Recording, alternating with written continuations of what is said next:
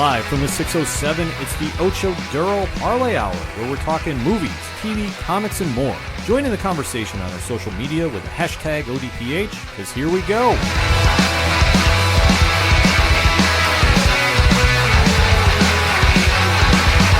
Stepping around social landmines and dodging depression with self-medication. I'm dying to some really hard love. Welcome back to a special edition of the ODPH podcast, better known as the Ocho Duro Parlay Hour. I am your host, Ken. I'm joining me in studio, as always, it's the co-host, it's Padawan Jay. Hello, hello, hello. And folks, like I said, we have a special episode because Costober is in full effect. Yes. Now, if you're just joining the show, what we do here on the ODPH is during October, we try to interview the best of the best cosplayers in the local area to give you the breakdown of everything that is cosplay, because it is con season. We've had Robercon, we had New York Comic Con, Sci-Fi and Horror Fest, Scaricon. Basically, if you're going to any convention, whether it's sci-fi, gaming, what have you, you'll see people dressed up in costumes. And it is defined as cosplay. Now, it is a cool experience to go and see everybody in their costumes and just get their true fandom out. Yeah. But we can't do enough justice talking about it, so we brought in the experts. And we have two experts in studio that we've been long time wanting to interview. I am super excited for this. First and foremost, he was on the show previously. You know him from the Sound Around Comics blog post that we do every Wednesday. We share it on our page. It is the one and only Justin Credible. Hey guys, how's it going? Justin, thank you for coming back. And you did not come alone. He brought Crisis Cosplay in the studio as well. What's going on? Hey guys. Hey, thank you for coming on the show. We are going to be talking cosplay this entire episode, well, plus with some more movies, TV, and comics. So definitely join in the conversation on our social media accounts. You can find them on OchoDuroParlayHour.com. And for this episode, let's do the hashtag ODPH Costober. Yes. So as we said, Crisis Cosplay and Justin Credible Cosplay are in studio. So let's start it off by asking, when someone says cosplay to you, what's your first reaction? I'm gonna defer this one to Crisis. It's excitement. It's just the second somebody says cosplay, whether they're even talking to me or just near me, I just like kind of pop up ninja style and I'm just like, did you just say cosplay? Because I just, the second someone says it, I kind of like try to like swarm them in as like my children. I'm kind of cosplay mom now. And I'm just like, let's talk about it. What do you want to do? What are you interested in? A lot of people are like, I don't even know where to start. And I'm like, oh, I didn't know where to start. But I immediately get excited and I get very giddy and I won't shut up. So, but I just like to geek out with everybody about it. So the second somebody says cosplay, it's just like lights in my eyes. So no, that's awesome. That's a great way to, a great reaction to it. And what would you say is your definition of cosplay? So if somebody comes up and asks you both and says, what is cosplay? What is your interpretation of it? Cosplay to me is taking a character that, you enjoy, that you feel represents you in some way, and not only costuming as that character, but immersing yourself in that character, like being able to walk around and be that character. And it's a range of there's a range of personalities that you can just achieve just by slipping on a costume and just pretending that you're someone else, someone that you may even look up to, or someone that you may even fear in some way. Personally, I cosplay as the Joker sometimes, and it's really fun to do because I'm always cracking jokes and I'm always like being entertaining and like fun and wild. But there's a certain like respect that you have to give to the character, because you're portraying someone who's considered the most insane character to have ever been written. Yeah, that's a very good point. you can be pretty scary as the Joker too. He'll just be standing there all happy and like laughing, and then he'll just be in your face with his teeth out and like, oh well, now I am afraid of this man. Yeah. No, I mean, it's one thing, especially when you take someone like the Joker, who is a very tough character to interpret just reading the comics or watching a TV or movie, to bring him to life. And I mean, just the difficult challenge that has to be. Oh, yeah. People have expectations of you when you're in costume, because obviously they want to see their favorite characters portrayed correctly. And in our case, we've been doing it for years, so we've got experience being in character. But unfortunately, that's not necessarily the case for everybody, obviously. Not everybody even cosplays to be in character. They just cosplay because they love the character. Well, and especially with Joker, the hard thing with Joker is, you think of all the actors that have been fortunate enough to portray the Joker, from Cesar Romero to now more recently Joaquin Phoenix. Everyone has got a favorite Joker, be it Cesar Romero, Jack Nicholson, Heath Ledger. And it's one of those things that, like, okay, if you show up in cosplays, let's just say Heath Ledger's Joker, and that is maybe this person's favorite Joker, like, the average person might look at it and go, oh, that's a really cool cosplay, but that's their Joker, that's their favorite Joker. All of a sudden, the bar just got raised a little bit to really impress them. Yeah, absolutely. I'm gonna go back a little bit to what Justin said about how when you see someone in cosplay and they happen to be cosplaying as your favorite character as well, and you are excited to see them be in character, don't expect that from cosplayers, though, because not everybody can be or wants to be. They're not cosplaying for you. They're cosplaying for them. That's ultimately what cosplay is it's for you. It is an art form that you wear, that you spend a lot of time crafting. Even if you don't make it, like, you're still spending a lot of time getting it ready to be perfect on your level. So as I say that, don't be disappointed if you go up to somebody and you expect them to be in character and they're not.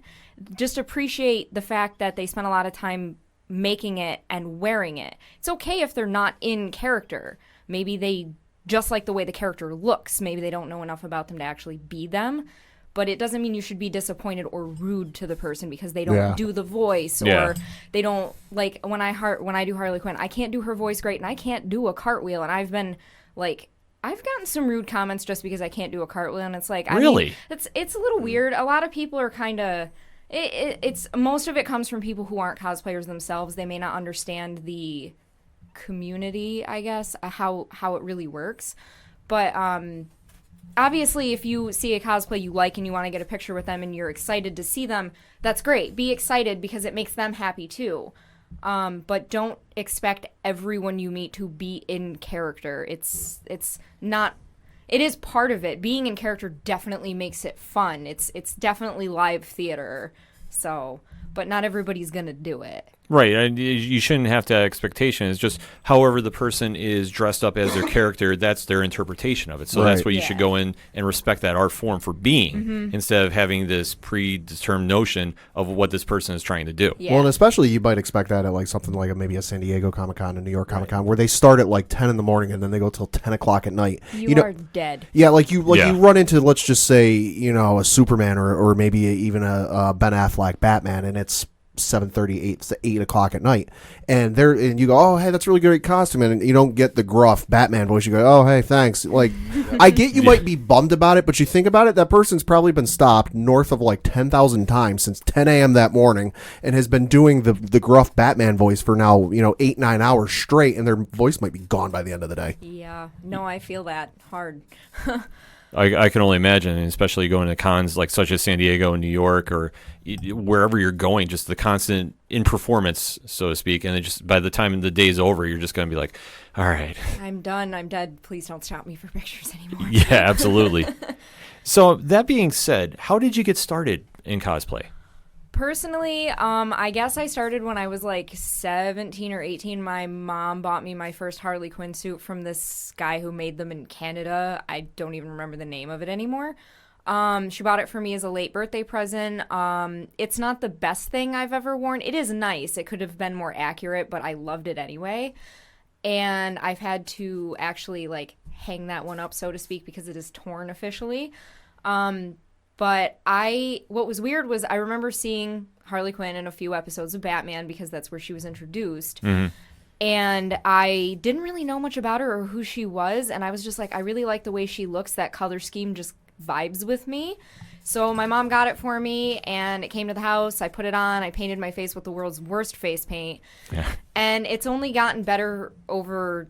It's been 10 years now, and I finally have a new suit that I had handmade specially for me. Oh, wow.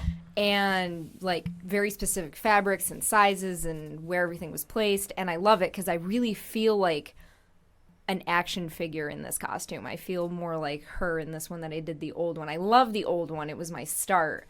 But I guess it was more so for Halloween when I was a teenager, though, because I didn't know what cosplay wasn't even really a thing yet. Sure. You know, a little over 10 years ago. Like it was, but it wasn't as big. Yeah. And then 5 years ago, me and him got together, and we just, God, we've got 60 plus costumes at the house now. It's a lot. It's bad, guys. Yeah, I definitely remember. Yeah. I definitely remember like 10 years ago on the internet where like cosplay was a thing, but it definitely felt a little more niche. That Yeah. like Right. you almost had to go out and search for it or go to some sites and find it. And now it definitely feels like, you know, if you go on on Facebook or YouTube and you just start scrolling through videos, it won't take you more than 5 minutes to find something. I Oh, remember. no, it's absolutely true. Cosplay has really kind of exploded Oh, yeah. over the last decade or two, and before you're right, it was just like It was nothing, those really. Star Wars Yeah. geeks, right? Well, when I was really young, and you know, Padawan Jay. Yeah. we had AOL dial-up in my house, and Oh man, I can just hear the sound. So yeah, I can hear the dial tones. Yeah. I would, you know, I was online Mom, get off the phone. all night, every night, probably looking at things I shouldn't be as a teenager. And I remember seeing a character. It was from Venture Brothers. Okay. She was like, she had like the low cut suit and the eye patch that was shaped like a heart. Does anybody remember her name? That character? No offhand. No. I'm blanking on that right now. I remember seeing pictures of this woman who was dressed like that, and she nailed the costume. And I'm like, what is she? This isn't Halloween. She's like in a hotel. Look at all these other people with all this weird nerd stuff around her. What is she doing? And like, that was the first one I ever saw online. And that was what made me go, I want to just do costumes forever.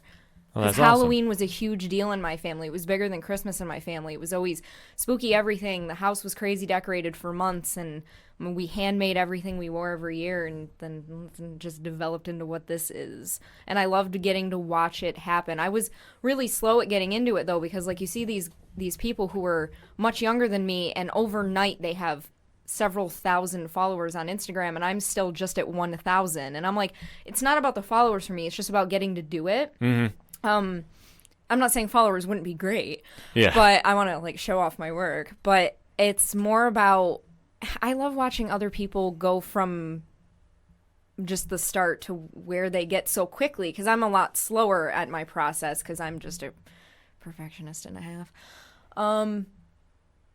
But it's just kind of funny to watch people just overnight grow into what they are now, and then watching cosplay go from what it was when I was like 15 to what it is now.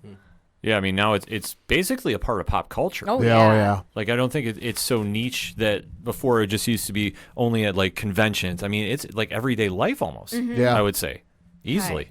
Yeah, no, but you, like I say, well, you two do such a great job going through town locally. I mean, it's, at events we see everything from Luma and so forth, just in cosplay, and just, you know, embracing the fandom, embracing the characters. I mean, it just goes to show it doesn't need to be, you know, a convention, so to speak, and it doesn't mean, you know, Not at all. no, by any means. People use it to just get out of their house. Sometimes they're like, I have to put a wig and like at least my trench coat on, because I can't be me outside, because I don't like they prefer who they are when they're in the costume, because it's who they feel, and it's nice. Like, it's like, if this is what helps you get through your day, I'm glad you have it. Mm-hmm. Justin, how about you? Costuming has always been kind of a part of my life.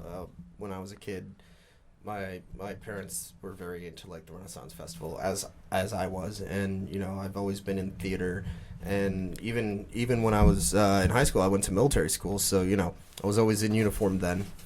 So costuming, being in costumes, always just been kind of in the background for me. So when I started going to BCC here, SUNY Broome, as it's now known, I started entering the costume contests, and I keep winning. Yeah.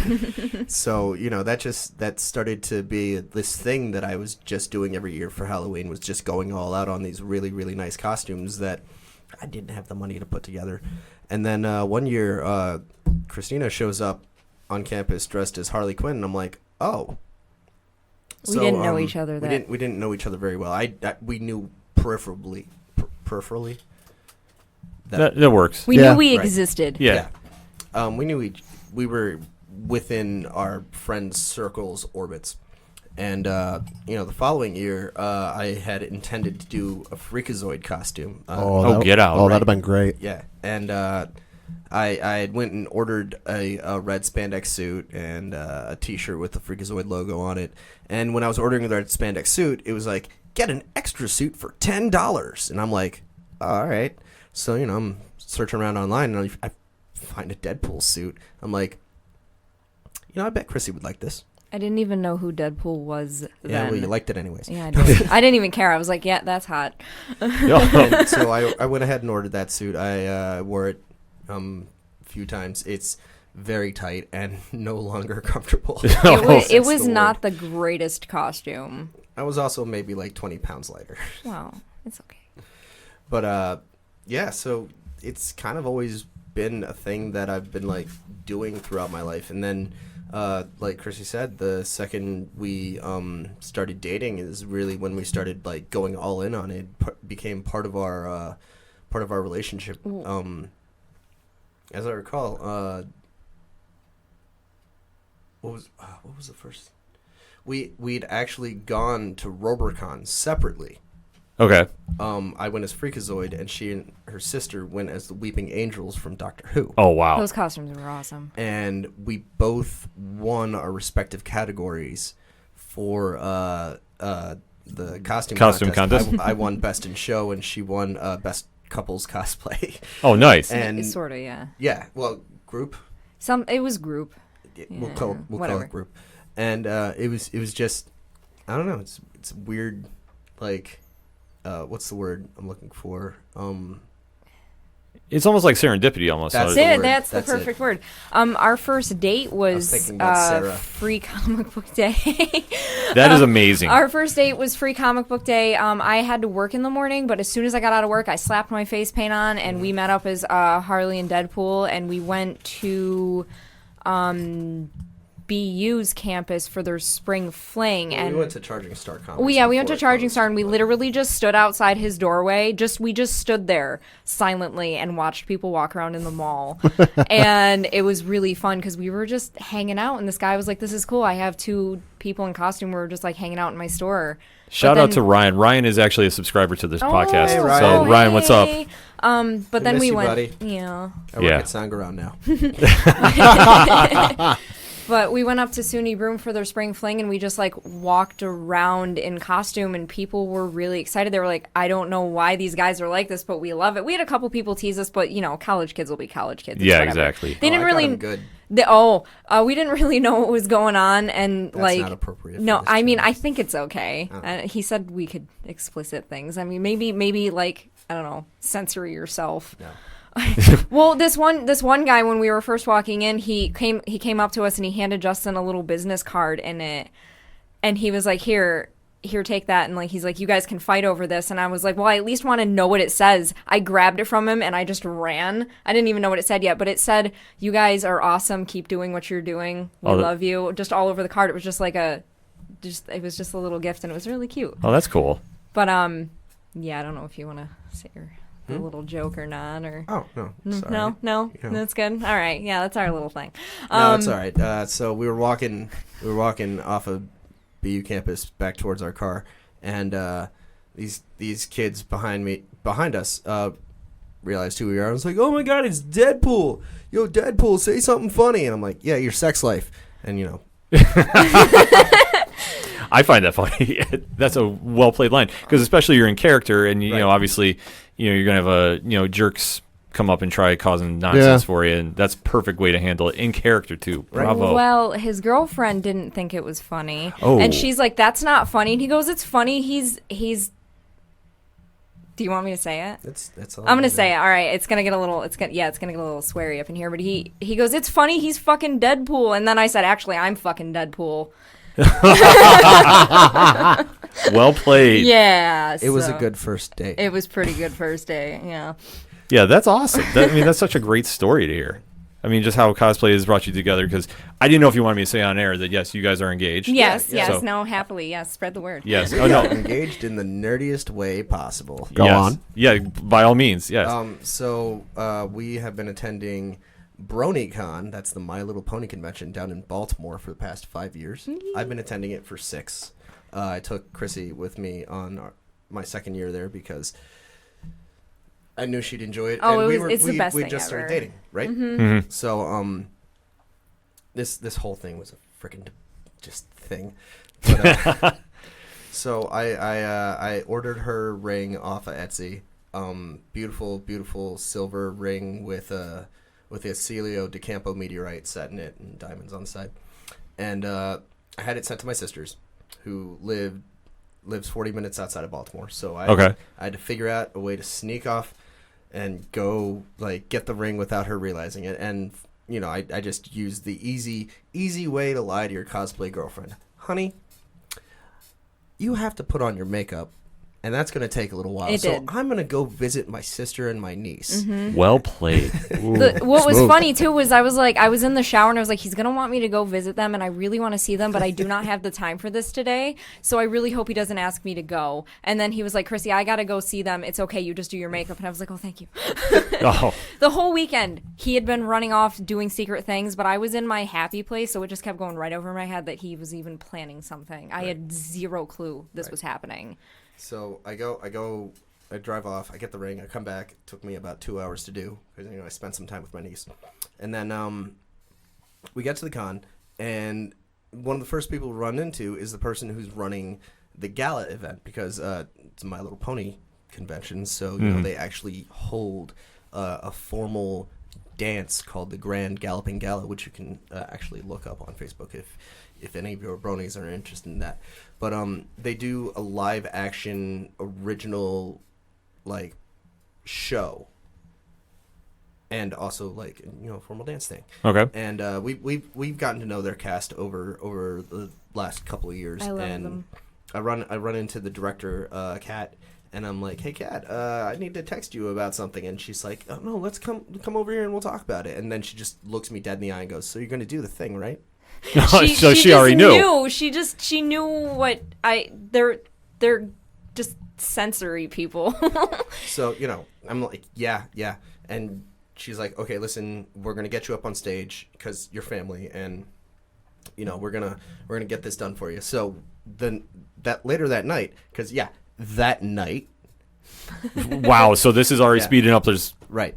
So that night, we were standing in line at the gala. She's dressed as Dragon Lord Ember, and I'm dressed as Thorax, the King of the Changelings. okay. Who he's got antlers, He's and a he's bug. green, and he's a bug pony thing. So Okay, I'm just getting a visual because it almost looks like a Loki helmet. If you don't know better. Yeah. Okay. Yeah, which is what I did. I kind of mashed him up with Loki. 'Cause Okay. Loki's also Kind of a changeling, yeah. in his own Yes. fashion. If you dig through the mythology, And yes. I was definitely up to mischief, right? 'Cause, this entire thing.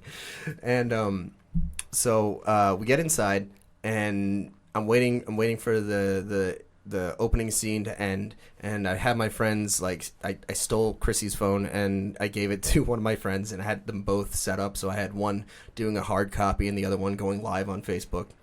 And then as the first opening scene ends, I sneak off. I'm like, hey, honey, I'm going to go talk to Kat first about something. And I real was quick. like, oh God, he's going to drag me up on stage and I'm going to have to ad-lib something and I can't do this right now. Oh, and none of my friends in the audience even knew what was happening, so they kept me distracted accidentally. Yeah. Yeah. Thank you, Penny. Yes. And so, I get up on stage. Everyone backstage is like, oh my God, I can't believe we're going to do it. It's so amazing. And I'm getting hugs left and right. And then they let me up on stage, and instantaneously the people in the audience recognize who I am, and they're really excited because they're expecting me to be part of the show. And immediately I apologize, and I'm just like, no, I'm not doing that. I would have loved to, but unfortunately it just didn't work out that way this year. And Plus, you have something else going on that's taking precedent. Yeah. right. So I get up there. I vamp for a little bit while I welcome Chrissy up on stage, and I say a bunch of really, really heartfelt, beautiful Mushy. things. One of them being she's the ember that lights my fire, which is true. She definitely lights a fire under my ass when it comes to cosplay. Do things.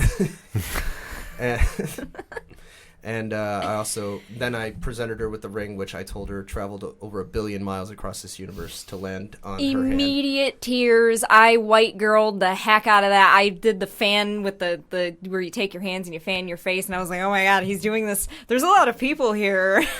But to tie this into cosplay, the two characters that we did are really good friends on the show. They're best friends through one of the main characters, Spike the Dragon. And the way their friendship works is that Thorax is... Well, okay, so they're both new leaders of their own... countries, kingdoms, whatever. Mm-hmm. And Ember, being a dragon, is very aggressive, And very brash. brash and confident, but she's lacks in the squishier emotions. Okay. Right? Whereas Thorax is also a new king, but he's not exactly sure of himself, but he's more in touch with the ideas of friendship and the ideas of just being emotionally open. Mm. And what we did for the show was partially unintentionally by Christina here, because she had no idea what was happening. We gave the fandom the fan service that they've been wanting, because make them date, unite the Everybody, kingdoms. most of the fandom was like shipping Thorax and Ember together because they're polar opposites, but they're super cute as friends. Mm-hmm. And I feel like, unite the kingdoms.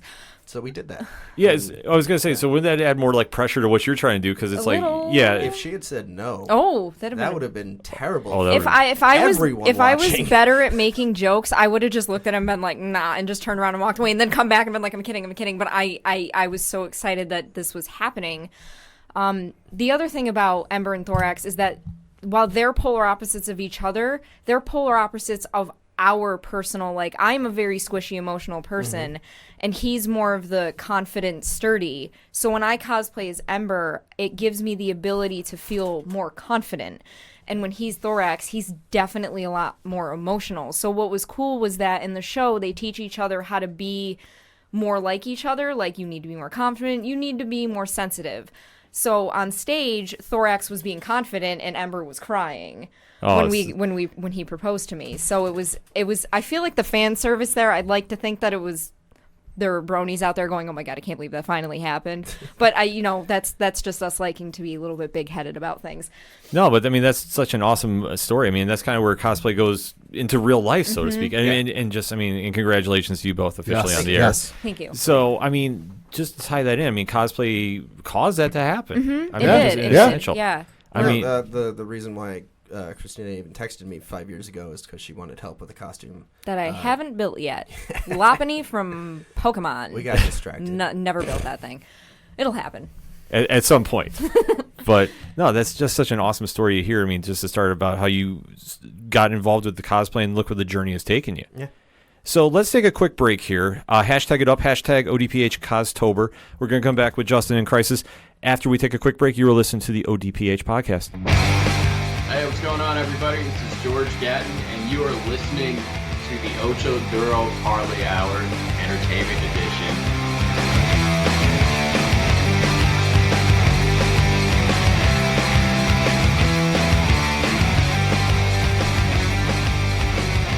Coming back for another segment on this edition of Costober ODPH podcast with Crisis Cosplay and Just Incredible Cosplay in studio. Yep. So last segment we were talking about their introduction into cosplay, giving you the definition, what you need to know as you jump in, and hearing about their incredible story down at BronyCon. So now I'm going to ask them to break down, yes, nerds, and we are proud of them. So we're going to break down their, just their process of, going from start to finish, maybe their initial process or maybe one of their most recent of what it is like mindset going into cosplay. Like if you're going for like a competition or going into a convention. So I will throw it to the floor. Who would like to start? And I think Justin's going to go first. All right. Let's see. One of the earliest costumes I did that I made top to bottom, no help from anyone else, was probably when I did Two-Face. Okay. Oh god, Yeah. I don't even remember that. Yeah, we one. weren't Ooh, dating, and this I was know. maybe years beforehand. Yeah. I had made Two-Face for Halloween. but I really went the full mile on it. I bought 2 suits. I seam ripped them and stitched them back together by hand, which was an experience. I learned how to work with liquid latex and toilet paper to make half of my face look all like rah. Really? And I even took a hammer to a quarter. Did you? Holy shit. Yeah, That's defacing cool. government Just property for cosplay. No, so The things you do for art. Yeah, I messed up a quarter so that I could have something to flip, and a lot of work went into that, and then I showed up late for the Halloween contest. Oh. So after this entire, so from point A to point B, I mean, how many months did it take to get the suit and everything set up? You would say that wasn't really all too much. I mean, like I said, it was just taking apart 2 suits and then sewing them back together. And I didn't have a sewing machine or anything, so it really took me the better part of like a day or 2 to just sit there and just like do it.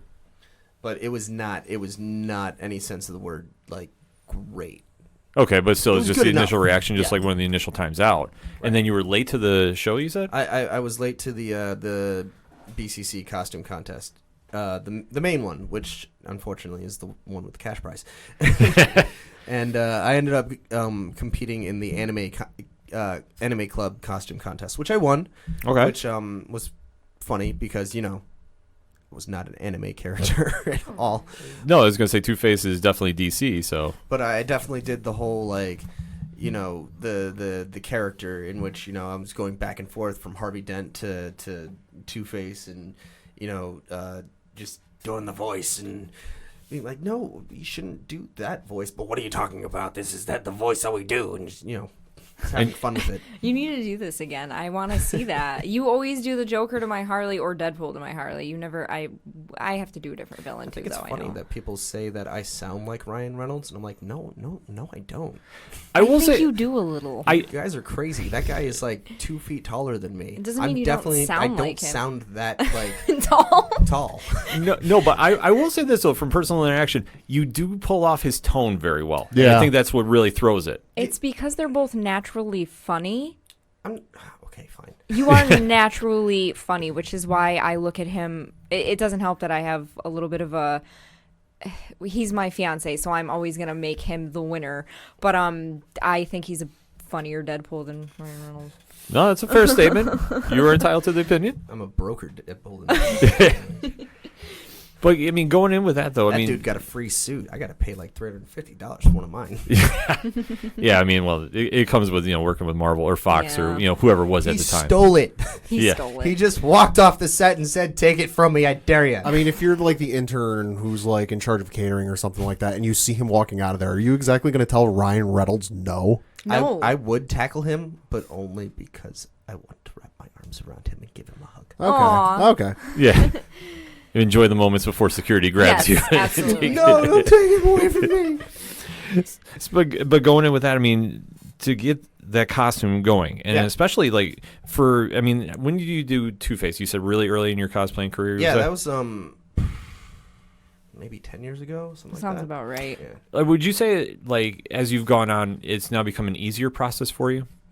Well, with certain characters, I would say. Well, when it comes to just cosplay in general, it gets easier as you go because you learn stuff, right? Like, and as you learn more stuff, you apply that to the old stuff that you learn, and you find new ways of doing stuff, and you just the skill that you develop cosplaying is exponential. Mm-hmm.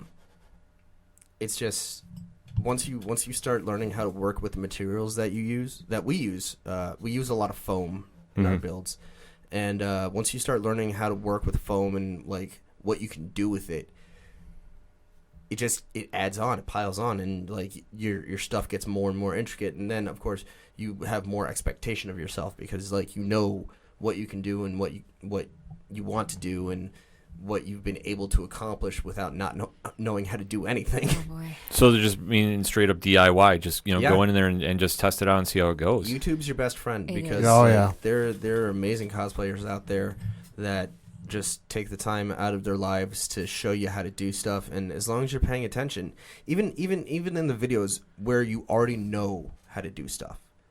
Yeah. They'll still pick up something New. so insanely simple that it makes everything that much easier. Well, it's like the one girl, every time she releases a new video, I feel like it's because she's also discovered something new. Yeah. And everything she does, like, granted, she's significantly more talented at foam builds, but she makes like a new costume every month, so Yeah. she's working really hard on hers. We're not at that rate. No. But I look at the things that she does and I'm like, God, why didn't I think of that? That's so genius. And I love it. But I'm way better at looking at picture tutorials than videos because I just can't focus on videos well enough. Right. But not everybody does picture tutorials. Like one of the simplest things that I picked up on last month was, so normally when I do my patterns on foam, I use a Sharpie. Okay. And then I'm watching this video with Kamui Cosplay, Yeah, that's what I was talking about. and she uses a ballpoint pen, and I'm like, that's so simple. Now I don't have to deal with this extra like bit of Sharpie. It can be hard to residue. cover. It can be hard to wood burn through. It's weird. I don't know what the Sharpie's doing, but it can be weird to get rid of Right. Just something with the ink texture. something. Yeah. But the ballpoint pen, it's much smaller. It's a finer. Oh, line. yeah. You know, I don't have to deal with much resistance when I'm burning through it or when I'm cutting through it. And it makes a I don't have to- smaller line, right. too.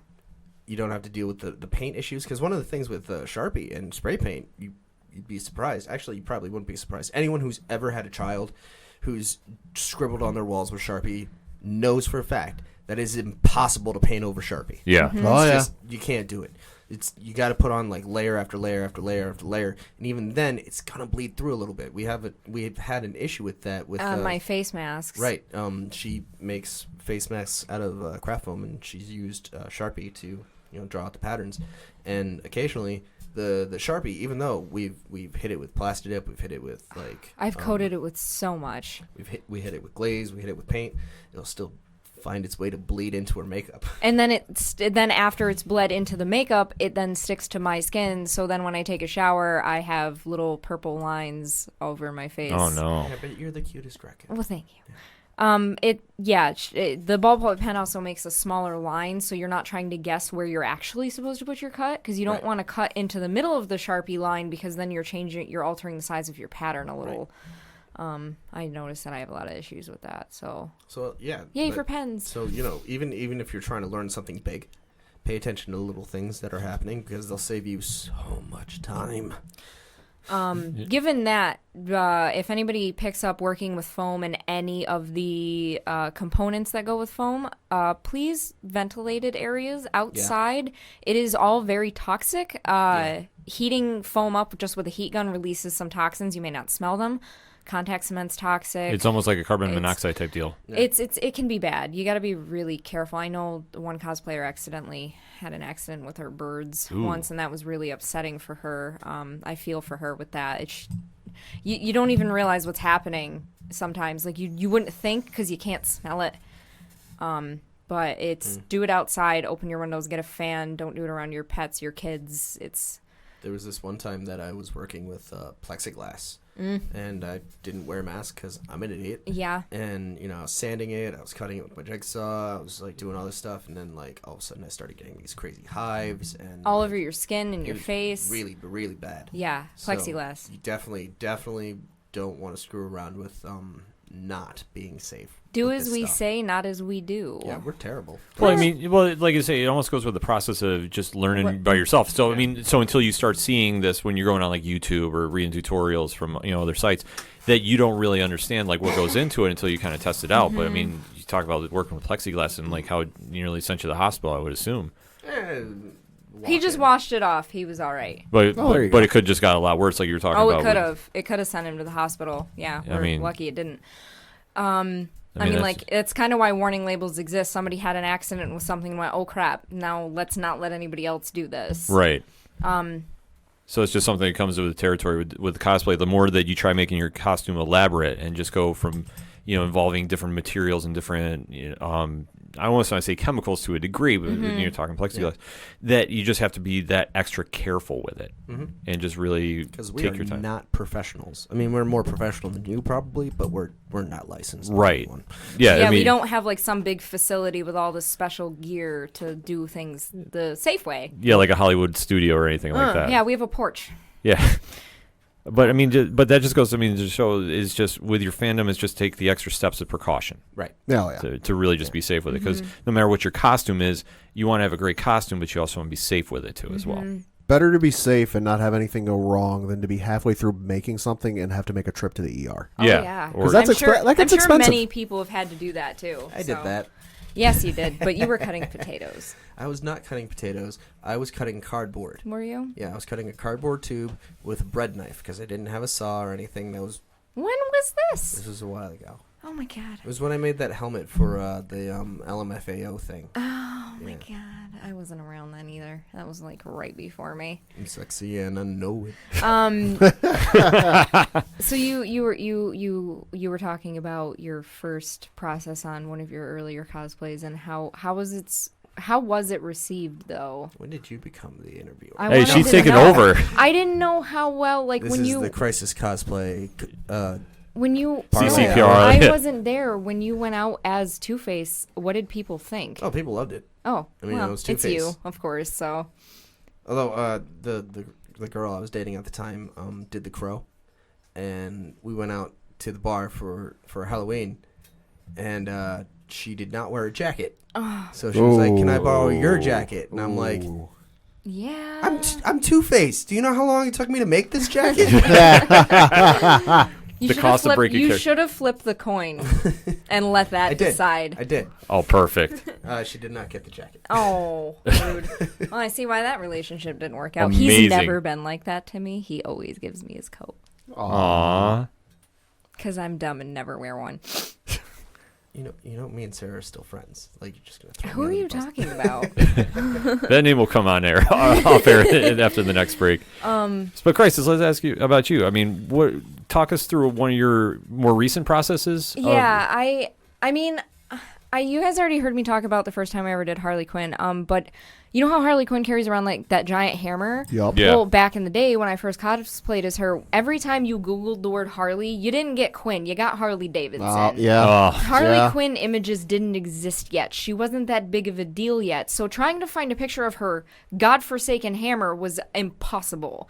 Yeah. So I tried figuring, it took me like 4 years just to figure out where I could go to get one. And I found a guy who makes like weird giant props and sells them online. And Sure. he was talking to me about how we're going to make it look and what he was going to make it out of. And then he was like, it's going to be like $500. And then my mom went, no. So a couple years down the road, my friend glued together a bunch of styrofoam for me. And I used a turkey carver to carve a cylinder out of this cube of styrofoam. Oh, shit. We now know better than to do that. Well, turkey carvers work okay with styrofoam. Now Yeah, I know. We have the knives. hot knife. Yeah. Turkey carver was fine. But I didn't know how to paint styrofoam because if you put spray paint on styrofoam, it just dissolves it. Yep. So I put layers of masking tape stretched back and forth to kind of simulate wood, Okay. and then just acrylic paint over that. I still have the hammer, but it is all but fallen apart because I've used it in haunted houses where I like slam it against the wall to scare people with it, and it's a cute hammer. It's just definitely fallen apart. Now we use cardboard tubes and EVA foam mats and like real wooden sticks and glue. Yeah, there's a lot more Yeah. that goes into our hammers. these Yeah. days. But when you're building a cosplay, the more reference pictures you can find, the better time you'll have. I know backs of references don't exist. Like, you can never find the back view of anything anymore. Yeah, it's always just the front It's or the front or sides. Yeah. That was the thing I loved right before Borderlands 3 came out because the Borderlands characters are a very popular thing to cosplay. I know when I went to New York Comic Con, I saw a couple from Borderlands 2, but I want to say it was like the month and a half before the Borderlands 3 came out. Gearbox Software, the company that actually makes the game, actually put out on their Facebook page, hey, if you guys want to start cosplaying as these 4 new characters, here's the reference photos. Oh, that's wonderful Nice. of them. And I love that stuff. I know I was big into WoW for a really long time. There's a lot of characters I want to cosplay out of WoW. They have I think it was a fan-made thing where they would download the information of the character onto this 3D viewer, and you could view every angle wow. of the character Really? possible for that's nuts. costumes. That's crazy. And Wowhead does that now, too. They have all kinds of views for it and stuff. You can view characters in 3D. You can view their movements, how their fabric flows. It's pretty cool. So I like having that, like, Pepakira files, if people have made Pepakiras of certain characters' costume parts. Good catch. Yeah. You can view in, like, front, back, side, top, bottom. It's Pepakira is great. It's a great file folder, but it's more for papercraft, but you can turn them into foam builds. That's Okay. how I built my Midna helmet. But the most recent costume I built was Tinkerbell, and not Disney Tinkerbell, not the cute Sure. little green dress. Mine is from J. Scott Campbell drew Tinkerbell for a series of comics that he was Grim Fairy Tales. Grim Fairy Tales that he. Really? Well, I don't know if she Zetoscope, was part of the at the very Grim Fairy least. Tales thing. At the very least, it's a Zetoscope title. Yeah, but Okay. she's a little bit more lewdly drawn, but Tinkerbell's already kind of lewd. Yeah, Got to a a wickedly degree. short Yeah. dress on. But so it's just leaves that are like stitched, like they're not stitched to her body. They're like corseted on. Okay. And they're very, very short and small leaves. And this is a much more adult version of Tinkerbell. She's a much curvier. But at the second, I love Tinkerbell. Not a lot of people would guess that Peter Pan and Tinkerbell are like, they're a special little happy place for me. So when I saw that version of it, I was like, I really need to do this costume. And it took me about a year for me to decide what I wanted to build it out of. And I should have built it out of leather, but leather is expensive and Chrissy is broke. So I built it out of upholstery vinyl and painted it with leather paint. So it worked really well, but it is falling apart now because upholstery vinyl can only take so much stretch before the grommets started popping out. But I wrapped saran wrap around my body. He masking taped me. That's how you do patterns for foam and fabric. You build like a pattern based off your own body.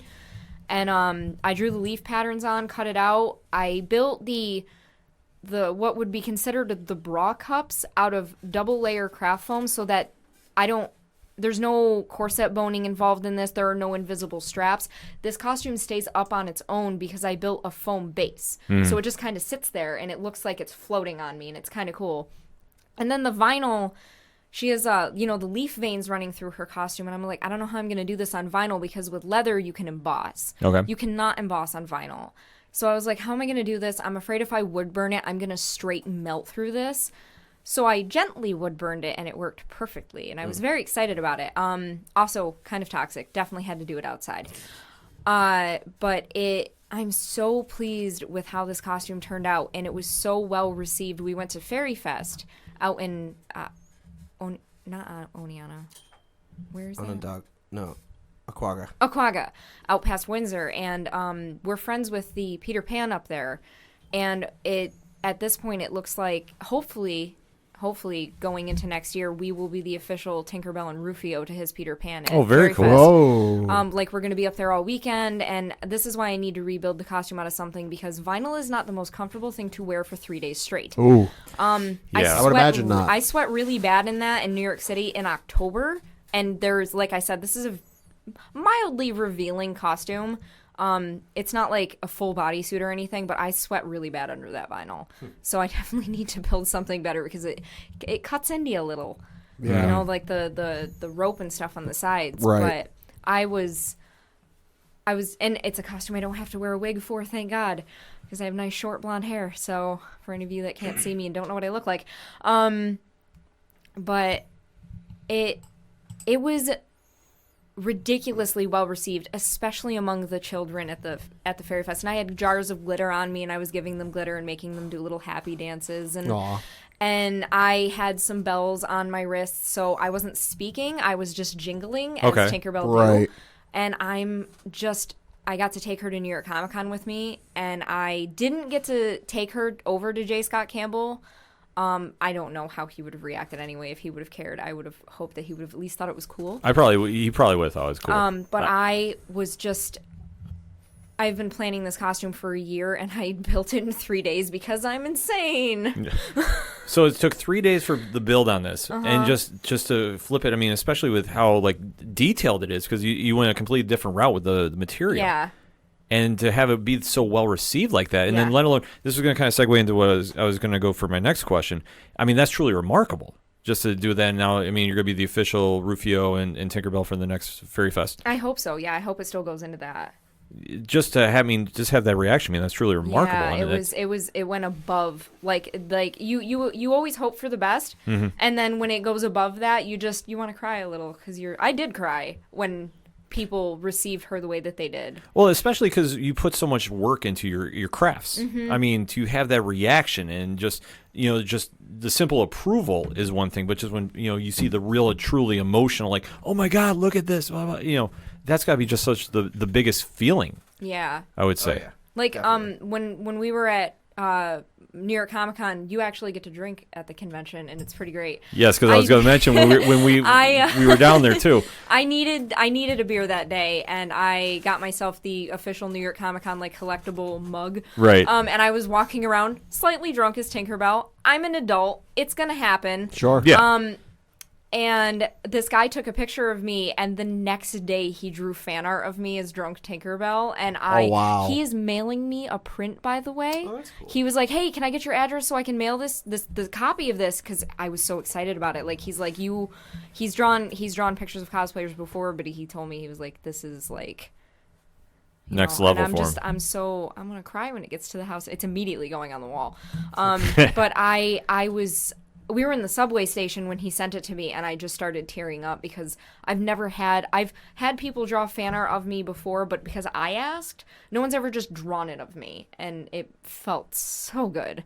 Oh, that's got to be the best feeling, though. I mean, to have your work done, and like I said, with the segue into going to New York Comic Con, you both were down in New York Comic Con. Yep. We were too. And just to go, what's the mindset when you're going for cosplay into like a big con like that?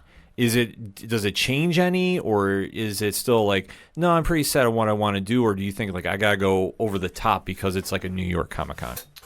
Really depends on a bunch of factors. Okay. This year, we couldn't bring as much stuff as we would have traditionally brought because Sure. we were traveling with people. So, in that regard, we weren't able to bring anything huge. And Sorry, our people are texting in already asking questions too, so I apologize for that. That's on my phone. All right, so continue. so we couldn't bring anything huge. So, we brought things that we knew that we would enjoy doing, things that would be comfortable to be in, and things that would get a good crowd reaction, like going as Rufio and Tinkerbell landed really well with people. But for the most part, this year we brought mostly things that we could fold. Right? Yeah. Sure. But in previous years, we have definitely brought some heavy duty stuff with us to various cons. Last year we brought Skull Kid and Midna. Oh, which so big. The helmets for those are ridiculous. For those of you who are listening in, those are villains, such characters from various Legend of Zelda titles. Okay. And their helmets are huge. So just having to pack around that, and also wearing them because Trissy's neck and head were constantly. I had to stay very straight. It wasn't going to break if it fell off my head, but I needed to walk very upright with my neck in a very specific position. Plus, with Midna's helmet, you can only see out of one eye. There was no peripheral. Right. Plus, I couldn't hear very well either because the foam was covering my ears. And if I turned, I was definitely going to hit somebody with it. And days like that, we don't really plan to do much. We just kind of stand around and let people take pictures of us. Right. So it's more of a look around and stand around and. Well, that's what that one show floor is at New York Comic Con, the big room where a lot of people who build specific costumes, they literally go just to stand in that one room. Yeah. Oh yeah. It's right out when you exit the main stage. Yeah. But when you're going to a convention, it doesn't matter how big or how small it is or how far you have to travel. A lot of it is your preference. Definitely look into the rules for what things can be made of, how heavy they can be, how big they can be, because some conventions don't allow certain things. So before you make anything, make sure you can at least take it with you first. But it's, what do you really want to carry? How comfortable do you want to be? Do you want to be able to sit? Do you want to be able to pee? Yeah, because I can only imagine with like some of them. I know, especially at like New York, there's always the one cosplayer who has the big armor suit. Oh yeah, It was like Hulkbuster the one year and Optimus Prime the other. This year was he was Iron Giant. Yeah, like I missed that. Oh yeah, no. I'll have to show you a photo I took, but he was a movie accurate. Iron it was Giant. Like ridiculous. Like from the dent on his head to he had the Superman S, and I sent the picture to my brother. I missed this when I saw the guy. He actually somehow found a little like Hogarth statue and had Hogarth sitting on his shoulder. I would have cried because the Iron Giant is so... I accidentally carved a pumpkin today that looks like him. I didn't even mean to. But yeah, I mean, yeah, the Iron Giant's such a good, so good. But it just kind of ties into just being comfortable and being able to walk around like that. Because I mean, especially the effort that you put into that. And then, like I said, that one cosplayer does amazing work every year he's down there. Just it comes into the factors. Just you have to go and just essentially be comfortable and be yourself there. Yeah. Like, what do you want to wear? Who do you want to be? Do you want to go above and beyond and make sure you're getting hundreds of pictures of you taken? Or do you want to hide more in the background and just get to be a character that makes you happy and comfortable and safe? Also, you know, there are kids around, but I've seen girls go to New York Comic Con in nothing but body paint. But they're usually working at a booth. But the whole cosplay is not consent is where this falls into line. Like, if somebody touches you, report them. Yeah. You know, don't let them get away with it. But, you know, you do need to be a little mindful of who is around. Like, do you have really big props? Is it pointy? Is it stiff? Is it going to break if it hits something?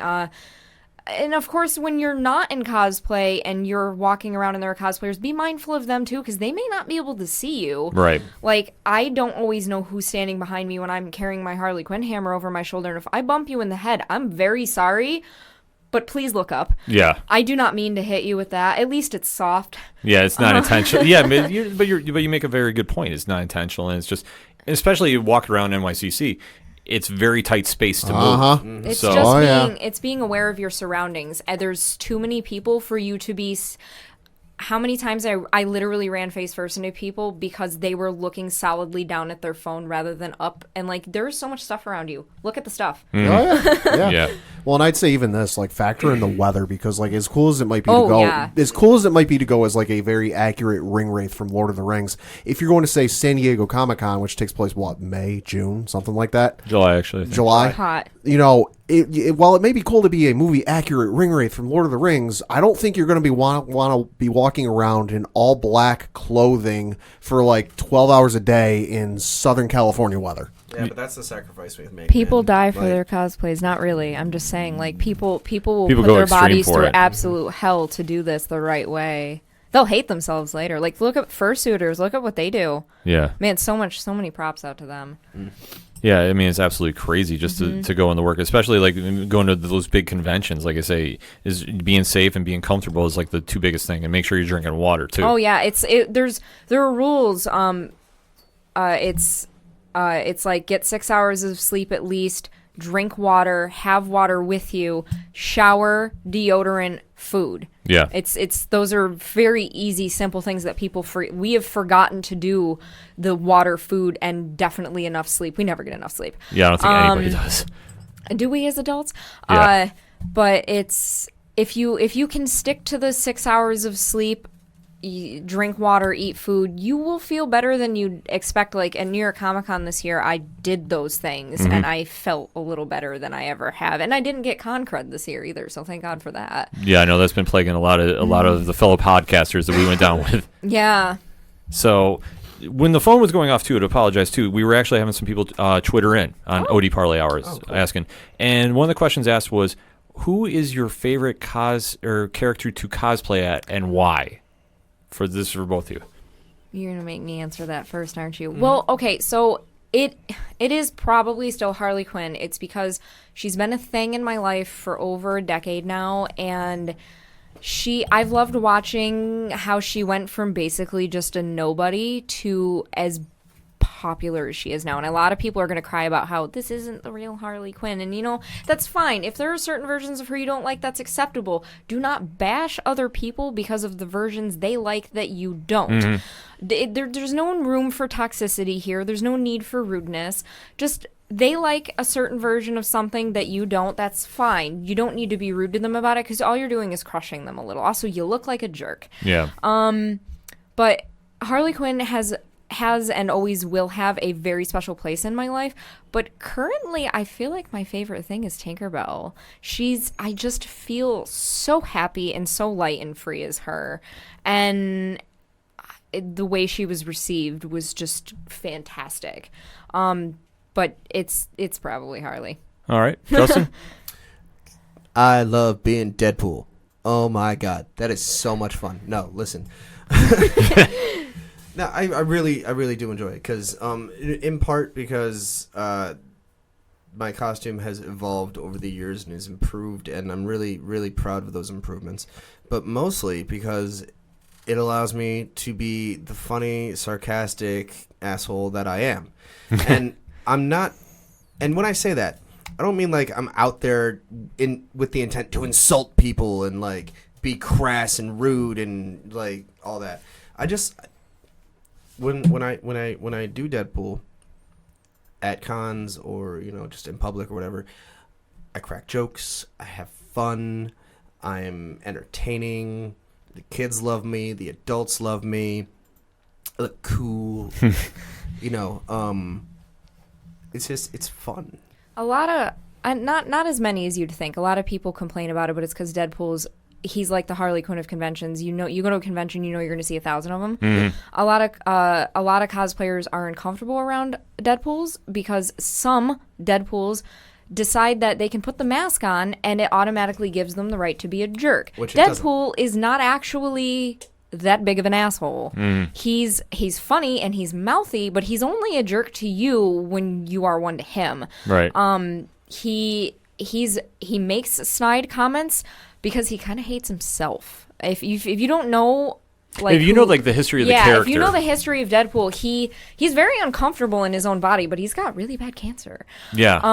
It's like the Joe Kelly run, I think, kind of personified that. Like what they really dug into that aspect of the character. But Justin is he'll be rude with you if he's had people be rude to him as Deadpool, and he gets in their face about it, and they just think he's being funny because he's Deadpool. No, he's being serious with you. But he's good at being funny. Like when we went to the New York State Fair, this kid went, "Oh my God, it's Deadpool!" And he goes, "Hey kid, here, have this," and he handed him an empty Gatorade bottle and walked away. And the kid went, "What? What am I supposed to do with this?" And Justin's just gone. That was during the Ice Cube concert. It was very funny. Oh my God. It was very Deadpool would just hand you something and be like, "Here, get rid of that for me." Yeah, here you go. And it's this is why to me Justin is like the real life have Deadpool. A sweaty towel on hand. That would have been funny too. Yeah, he just handed it. Yeah, here you go. Oh, but yeah, it's like the one football commercial. Yeah, here you go. Here's the jersey after. But just take the sweaty jersey. It's funny getting to just like when I'm Harley Quinn and especially when people get really excited to see me as Harley Quinn, and then we just like dance around and have fun, and it gives you the ability to just be a better you, I guess. A more fun you. More fun. I don't know. No, that makes perfect sense. So to sum it up, what would you say to somebody that's listening first time? They're thinking, okay, cosplay, they've heard this, they're now excited.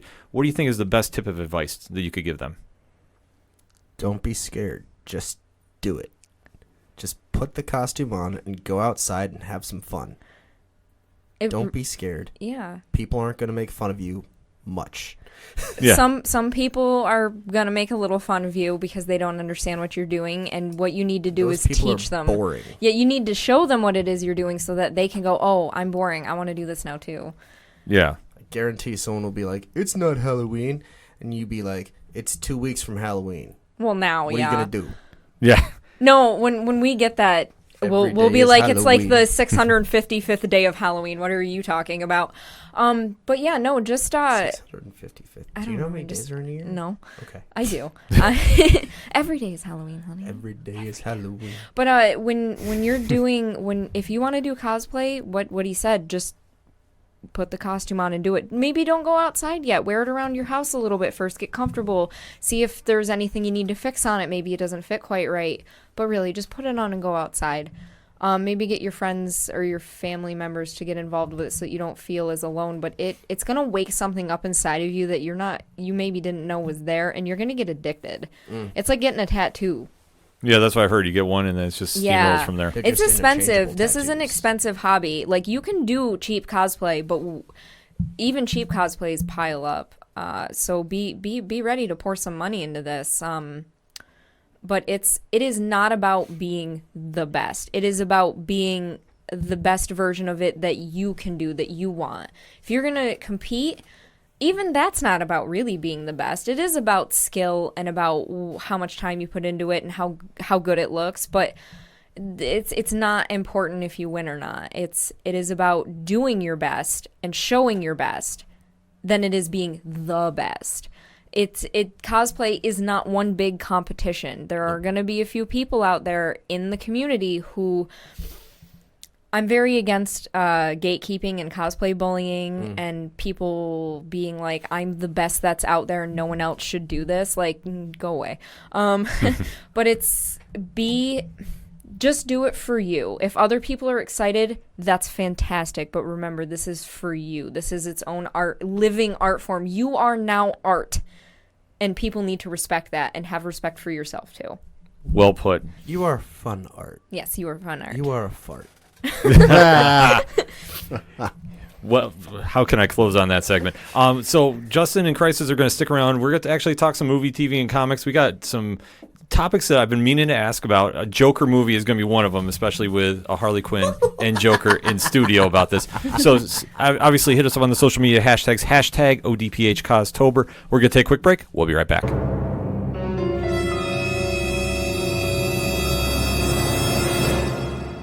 On a podcast. Sorry.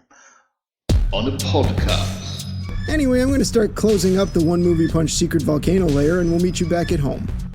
With a secret volcano lair. Wait, volcano lair? Really? With a secret volcano lair, one podcast host just can't seem to get a break.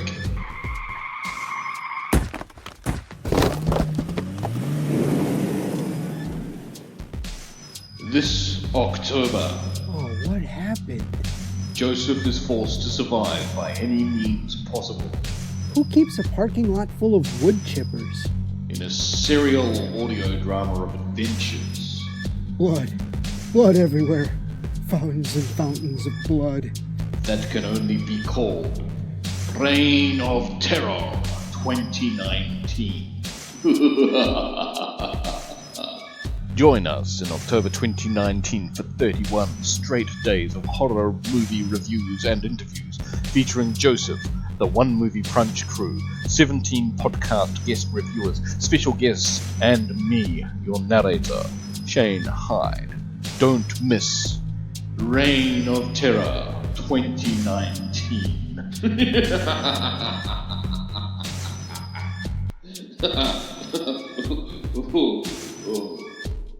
Wait, does this mean I missed Joker? No. Hey, this is Johnny Moose from Excite Wrestling, and you're listening to the ODPH. I didn't mess it up. I thought I would. Right now, back to the guys.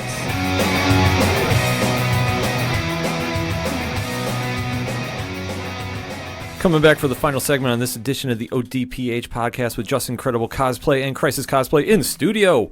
And let's talk some TV, let's talk some movies, let's talk some comics. We are going to be talking spoilers, so if you're not caught up on what we're talking about, we gave you fair warning. Joker, we talked about it last week, but since we have a Harley Quinn and Joker in studio, thoughts on the movie? Oh man, that movie was fantastic. I loved it. Listen, I'm gonna say it. Scorsese's not wrong. Oh, about the superhero movies? Listen, there's a discernible difference, right? Like you can't sit there and say that, you know, like Marvel movies deserve to be in the Criterion collection or anything, right? They're fun. They're entertaining, but at the end of the day, they're just that, right? Like I think the most the Marvel movies ever made me think was probably Black Panther. Mm-hmm. Right? Sure. And even then, I'm thinking about like how it's the first example of Afrofuturism, and how they discuss like Wakanda's non-involvement in the slave trade, which of course is referential to the Catholic Church.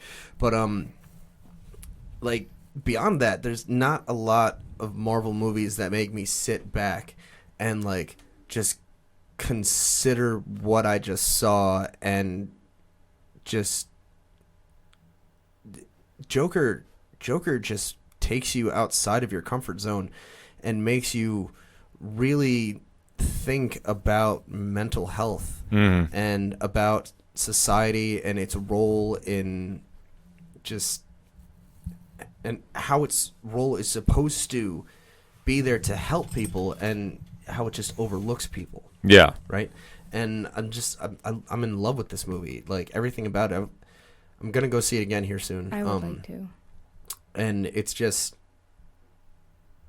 cinema. It's actual cinema. I mean, like I get it. Like that it plays in the same theater as Endgame, and that's great. But like, so does the Emoji Movie. Yeah. Like, are we gonna sit there and really take what Scorsese? Todd Phillips, Joaquin Phoenix, Cesar Romero, Trying to remember Jack Nicholson, Heath Ledger. I'm trying to remember Mark Tony Hamill? Stark's name. Oh, Robert Downey Jr. Robert Downey Jr. Robert Downey Jr. just sat there and was like, "Oh, well, it plays in theaters," and I'm like, "Well, that's That's not what movies what that do. They play in means. theaters. Like, just because it's in a theater doesn't make it cinema. If it discusses the human condition, that's what makes it cinema. It just kind of depends on the interpretation. Like, Sure. I saw that and I was like, okay, well, Scorsese has a certain tendency to just do a certain kind of film. All right, so if it's not his cup of tea, then get something else off the shelf. Like, Well, I that's don't kind of disagree with that either. yeah. Well, and that's why I like what James Gunn put on his Instagram. I think it was last night. He said many of our grandfathers thought all gangster movies were the same, often calling them despicable. Some of our great grandfathers thought the same of westerns and believed films like the films of John Ford, Sam Peckinpah, and Sergio Leone were all exactly the same. I remember a great uncle to whom I was raving about Star Wars. He responded by saying, "I saw that when it was called 2001, and boy was it boring. Superheroes are simply today's gangsters / cowboys / outer space adventures. Some superhero films are awful, some are beautiful, like westerns and gangster movies, and before that, just movies. Not everyone will be able to appreciate them, even some geniuses, and that's okay." Man, I agree with that. Yeah, I I think say James I Gunn hit it disagree on the with head. Yeah, I think it nailed it spot on. I mean, like I said, there's a place for everything, and like Marvel movies, you know what you're getting in when you go in. Yeah. Like they're not going to be the epic, detailed dramas for the most part. I mean, you can't really say Ant-Man's up there No. as like a super over the top film, but it's a fun film. Right, but the thing I think for me with Joker, and I did mention this last week, I was going into it with high expectations because of what everyone was saying in the film festivals, but there was also a tiny bit of trepidation in there because I'd heard about the reshoots and the rewrites and the this and the that. I'm like, all right, what is that? But Lord, they nailed it. Yep. No, they nailed it as top shelf as they could. Like I said, I really enjoyed the movie, but I didn't take it as a superhero film. Like No. that was the big Not, thing. yeah. No. I took it as, and I said this on last week's show, as perception is reality through the eyes of a mentally ill man. Mm-hmm. That's what I took it as. And I even to like the point where like the ending, I thought he was just telling his version of his story, however he saw it. Well, you don't. So That's how the Joker works. Like anytime he's ever told us his story, it's always the same. Like you don't know if he's telling you the truth. You don't know if what you're seeing is real. It's the unreliable narrator. Yeah. yeah. And I thought it worked so well for this film. Not It's to like interrupt. I actually was reading an article right before we got here about how if any of you notice the clocks, any visible clocks in the movie were all 11:11. Every single clock was 11:11. At the end of the movie, when he's in the asylum, the clock behind him is 11:11 p.m. or 11:11 a.m. And then he kills a psychiatrist and he runs away. Well, so what it is he. It was a what it's supposed to be. A lot of theories are for the clock is that because every other clock in the entire movie, even though the movie obviously goes over a couple of weeks worth of time, is the reason it was 11:11 is because it was all happening at the same time because he was telling his therapist the story of what happened. And was it real though? Well, have you guys ever seen Waking Life at all? No. Okay, so in Waking Life, they argue that the whole movie is set within a dream state, right? And it's kind of done in the same style as what's this stupid movie's name? It had Keanu Reeves in it. Point Blank. No, it was animated. Matrix. Oh, animated. Yeah, but it wasn't really animated. It was rotoscoped. Okay. So God, what is it called? I've never heard of this. Well, anyway. Anyways, crap, where was I? It was a dreamscape. Right. So one of the points that they make is that when you look at a clock or anything like that, like a book or a calendar or anything, Yep. In a dream state, you won't be able to read it. You can't read the clock because there's no actual time passing inside of your mind.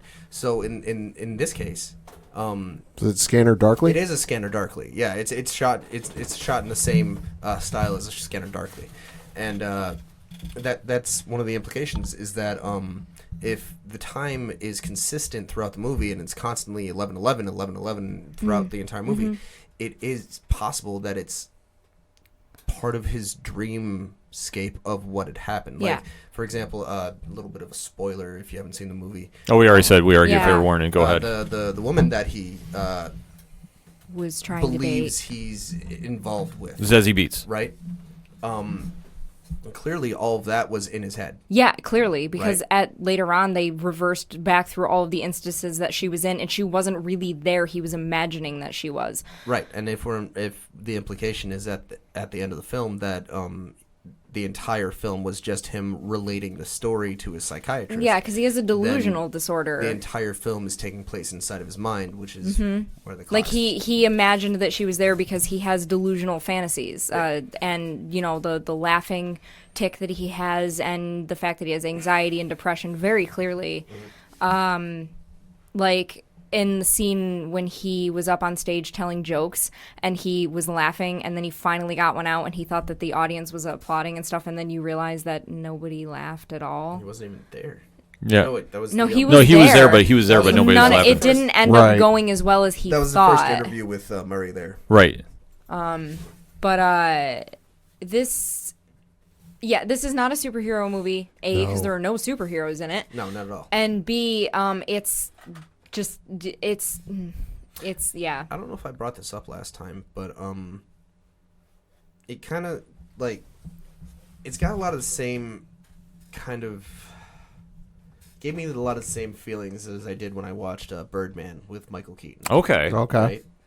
Like in both that it was dark and it was about mental illness and coming to terms with who you are Right. inside, and it's so Birdman is the only superhero-esque movie that has ever won Best Picture, Best Actor, Best Supporting Actor, Best Supporting Actress. And it's because it really goes to that place, that kind of relatable place of imposter syndrome, right? Which is basically what it discusses, because the entire point of the movie is that the guy who played Birdman in the past, trying to restart his career by doing stage, actually has superpowers, or at least we're led to believe. led to believe. He's that he led has to believe it, yeah. Right. They leave that ending. It's open at the end for interpretation. But the idea here is that this guy with actual superpowers gets to play a role on TV where he plays a guy with superpowers, and because of that, it kind of creates this mental block where he doesn't believe that he could actually be the hero that he plays. You know.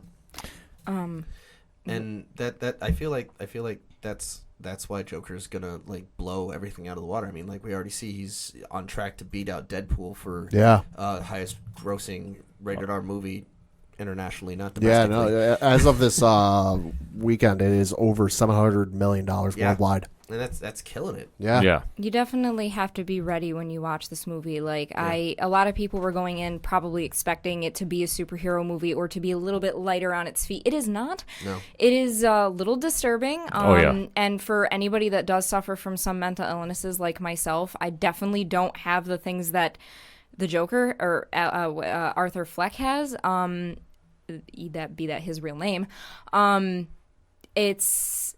he's dealing with so much more going on in his head than a lot of people are. And nowadays, society is actually trying to take care of its mentally ill people because we know what can happen if we don't. There are some people out there who definitely need to be helped more. But thankfully, it appears that most people who might feel like they're about to snap will admit themselves. So I know this movie sparked a little bit of fear among people who don't understand mental illness. They were like, oh, a lot of people are going to go out and they're going to start riots just because this guy did. No, that's not at all how this movie depicts that happening. Right. This is completely different. There's a very deep reason as to why there are rioters in this movie, and it is not just because of the Joker and what he did. He was just the little spark to help them do what they needed to do. Or so he thought he was, too. And Right? that's true. That's he may another not thing. have. Yeah, he may not have ended as like the hero in his head or whatever. Right. But this movie brought me a weird sense of peace. As I said, I don't suffer from things like as deeply as he does. But at the end of the movie, I was just calm. I was a little nervous when I first initially felt that calmness because I was like, well, what does that mean? Does that mean there's something wrong with me? It doesn't. It was a really well-written and filmed movie. Like, it just made me feel like whoever wrote this knew what kind of message they were trying to send, and I hope that they sent it to people. I do. Well, I think what it did is it painted how serious mental health is and how if it's not taken care of, the extreme consequences that can happen with it. But we're not taken care of. Like, don't treat these people like they're criminals. Like, they're just people who need a little extra help. Right. They need a little bit of kindness and understanding, because if you ignore the fact that they even have mental illness, you're going to push them over the edge. That doesn't mean they're going to hurt people, but they're going to hurt themselves. Yeah. And you don't want to see that happen to anybody. No, absolutely not. And I thought the movie definitely brought that to the attention and forefront. I mean, that's the underlying message. It has nothing, honestly, to do with Batman or the origin of the Joker, if you even want to take it as. Like, I don't know what's going to happen with the future of Joaquin Phoenix, if he's going to come back and play it. That'd be cool. I heard Be interesting. he's interested with it, but I don't know with the Matt Reeves Long Halloween trilogy they're going to wind up I doing. don't know if it'll fit. Yeah. Like, I don't know if necessarily for that. I think it'd be good for a standalone, like with another Batman, maybe. Here's what I think. I think they should let Jared Leto take another shot and be like, the bar has been raised. Meet it. Yeah. Oh, man.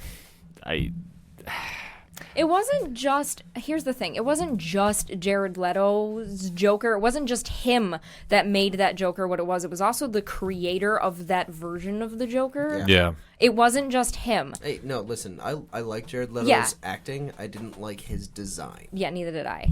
No, I thought it was too glammed up. Like, for what the Joker should be. Right. Like, because, I mean, we've been lucky that we've had great Jokers like Heath Ledger and Yeah. Jack Nicholson and Mark Hamill, too. Heath Ledger was, like, my favorite, and when I went and saw the Joaquin Phoenix Joker, my friend texted me and goes, so how do you compare it to Heath Ledger? And my brain went, oh, crap, I forgot he existed for a second. Yeah. That's how much I fell in love with this version. Well, because he carved his own path. And it was so original in the take because it took away from the super villain aspect and just showed him as a man that was struggling with mental health. Right. Which is ultimately what the Joker really was in the beginning. Right. You know it. Yeah, because, I mean, it borrows so much from the Killing Joke book by Alan Moore, but you take everything that has Batman involved in that book and take it out, and that's essentially what you have there. I mean, and that's why I think Alan Moore's book really resonates with that, too, a lot. Speaking of Alan Moore.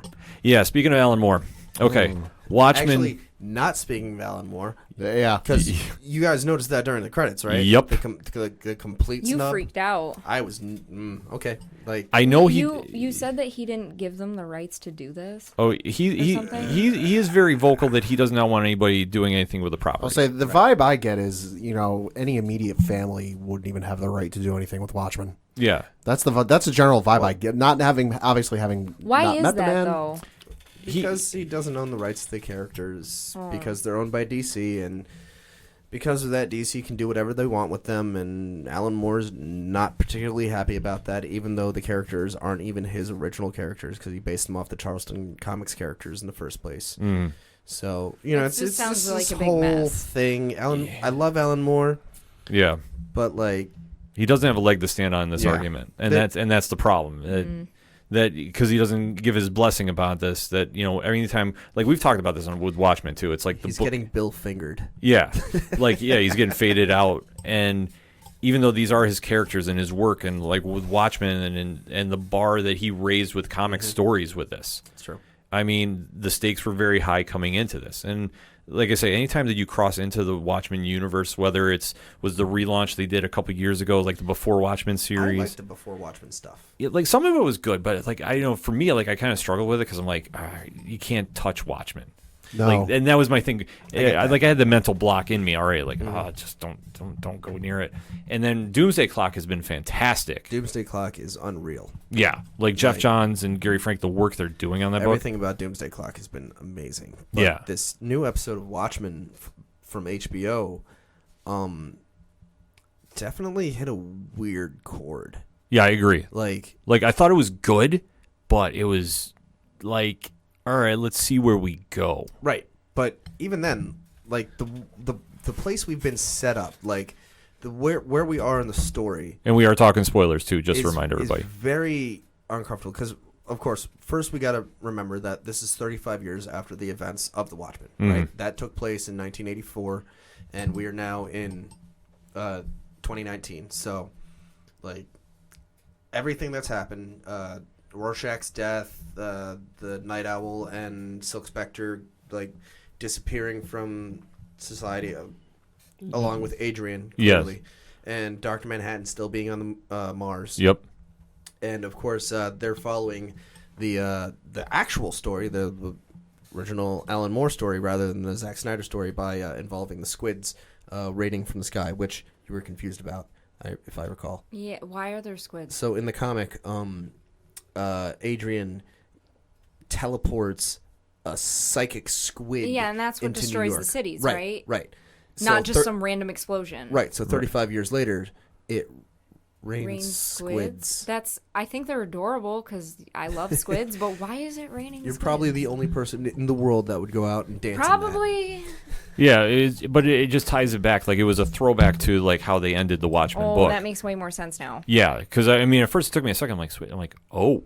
Well, now if it had been in the movie, maybe I would have picked up on the. It's the only way they gave Alan Moore credit. Yeah, like that was like the little tip of the cap to him. Like the only thing in this episode. But the choices they've made so far, like the we were already talking about this outside. The choice to make the 7th Cavalry, like Rorschach worshippers, And they're racists. Yeah. Oh, and they're white supremacists. Yeah. Like And- Rorschach is not that.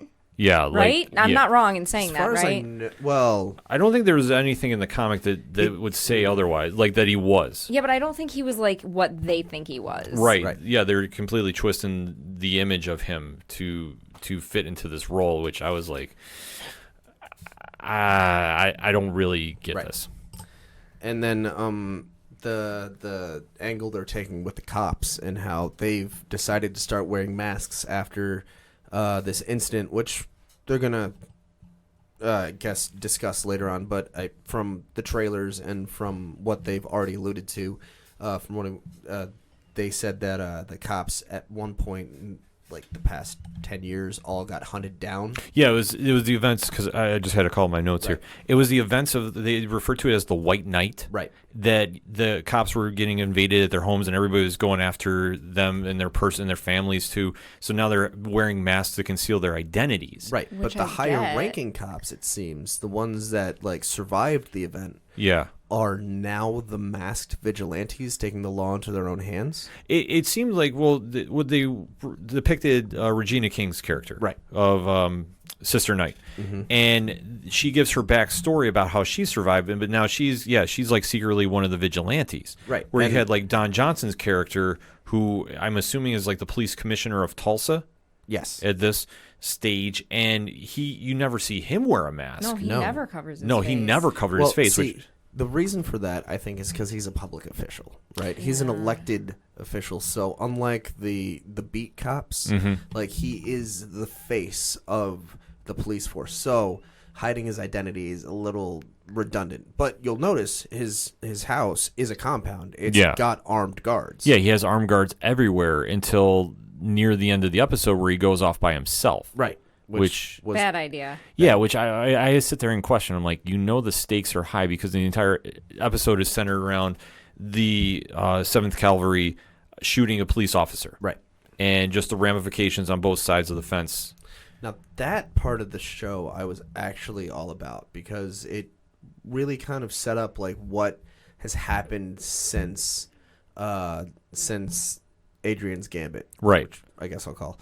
And no, I thought that like, part was good. The cops not having access to their guns unless approved by dispatch. Right. And just the whole scene was powerful. When we saw the trailer for this, I thought that the Rorschach people were supposed to be people who were against police brutality because that's a thing that we deal with in real life. But I thought that's what they were. I thought they were going to be, citizens who were trying to stand up for people who were beaten on and killed relentlessly just because cops. Right. But now I'm confused because they're definitely white supremacists because that's what they've been called countless times. Are they? See, that's the thing is, are they going to flip the script on us later? I think they kind of teased it as the red herring. So like that, which. Like I say, I really was confused at how they were trying to take the direction with. Right. Yeah. Just the fact they were using Rorschach as a symbol. Yeah. And tying in that character who had never had that or around him to be tied with that. Like, he was always the one that was trying to do justice and truth and, just be the conscience of the Watchmen universe. Yeah. To see it get flipped like this was a weird interpretation. Yeah, there's definitely something in there that they're hiding that they're gonna this is gonna completely flip over and the cops aren't gonna be the good guys. That's just where I feel like it's gonna go. Yeah. The whole thing about it with the setup, especially how they did the ending, in which I thought was it was a good cliffhanger ending, but also puzzling because not of what happened with Don Johnson's character, but Louis Gossett Jr.'s character just sitting under the tree. And just calmly talking with Regina King's character, and I was like, wait, what? Like, what is going on here? Well, okay, so first off, that guy is the kid from Tulsa. Okay. From the raid. Okay, from the raid that they were showing originally in the Tulsa 1921 raid. He aged. Yeah. Well, he's 98 years old. Yeah, that's very old. Well, okay, so no, the infant that he found would be 98 years old, so he's a bit older than that at this point. Yeah, I think he said he was 105 on the the preview for the next episode. Yep, that makes sense. So he's gonna be interesting in that he's this character that has been around since the Minutemen first appeared and has seen everything that's happened. Yeah. So he's going to be our living witness, and he's going to be a really, really interesting character to figure out here soon, because like when they did the Tulsa raid first, I had to like take a second and like hop on Google and remind myself that this is a real thing. Yeah. Oh yeah. Oh right? yeah. This is a real thing. Oh yeah. But the Watchmen universe is a little bit unique compared to, let's say, the rest of the DC universes, right? Because it technically exists within the multiverse of the DC continuity. Right. Right? But the difference here is that unlike in every other superhero universe, the existence of superheroes has actively affected the arc of history. Right. Right? Like, for example, when Superman died, Right. Bill Clinton was president. Yeah. Right? Yeah. And, of course, George Bush became president, and then I'll say there wasn't there one issue of Spider-Man where Barack Obama was featured in it. Right.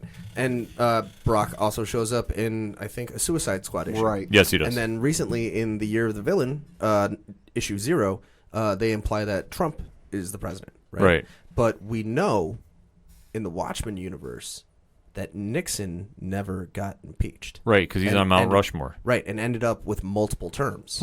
Yeah. So because of that, we know that everything's different in their universe. That's why when you watch that first episode and you see the world that they're living in now, it's almost unrecognizable.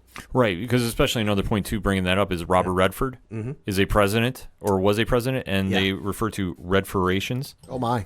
In this, I mean, yeah, that word was interesting because I was like, Is this kid actively mispronouncing reparations? Well, that's what I was thinking too when I'm watching him. Like, and I see his picture, I'm like, oh, Robert Redford, Okay. president. Okay. okay, this is weird, but this makes, I guess, some sense. But yeah, I mean, how they depicted this, and like I said, we really don't know exactly what was the 7th Cavalry. I mean, they heavily are playing their white supremacists. Right, but you can't always take what the police tell you Right. at face value. Right. It's just the lines are so blurred. I mean, that's one thing the Watchmen does so well. I mean, Right. going back to Alan Moore's story, is he really doesn't have anybody that's good or bad. He has so many Right, shades yeah. of gray. Yeah, That I think they're just that people. Yeah.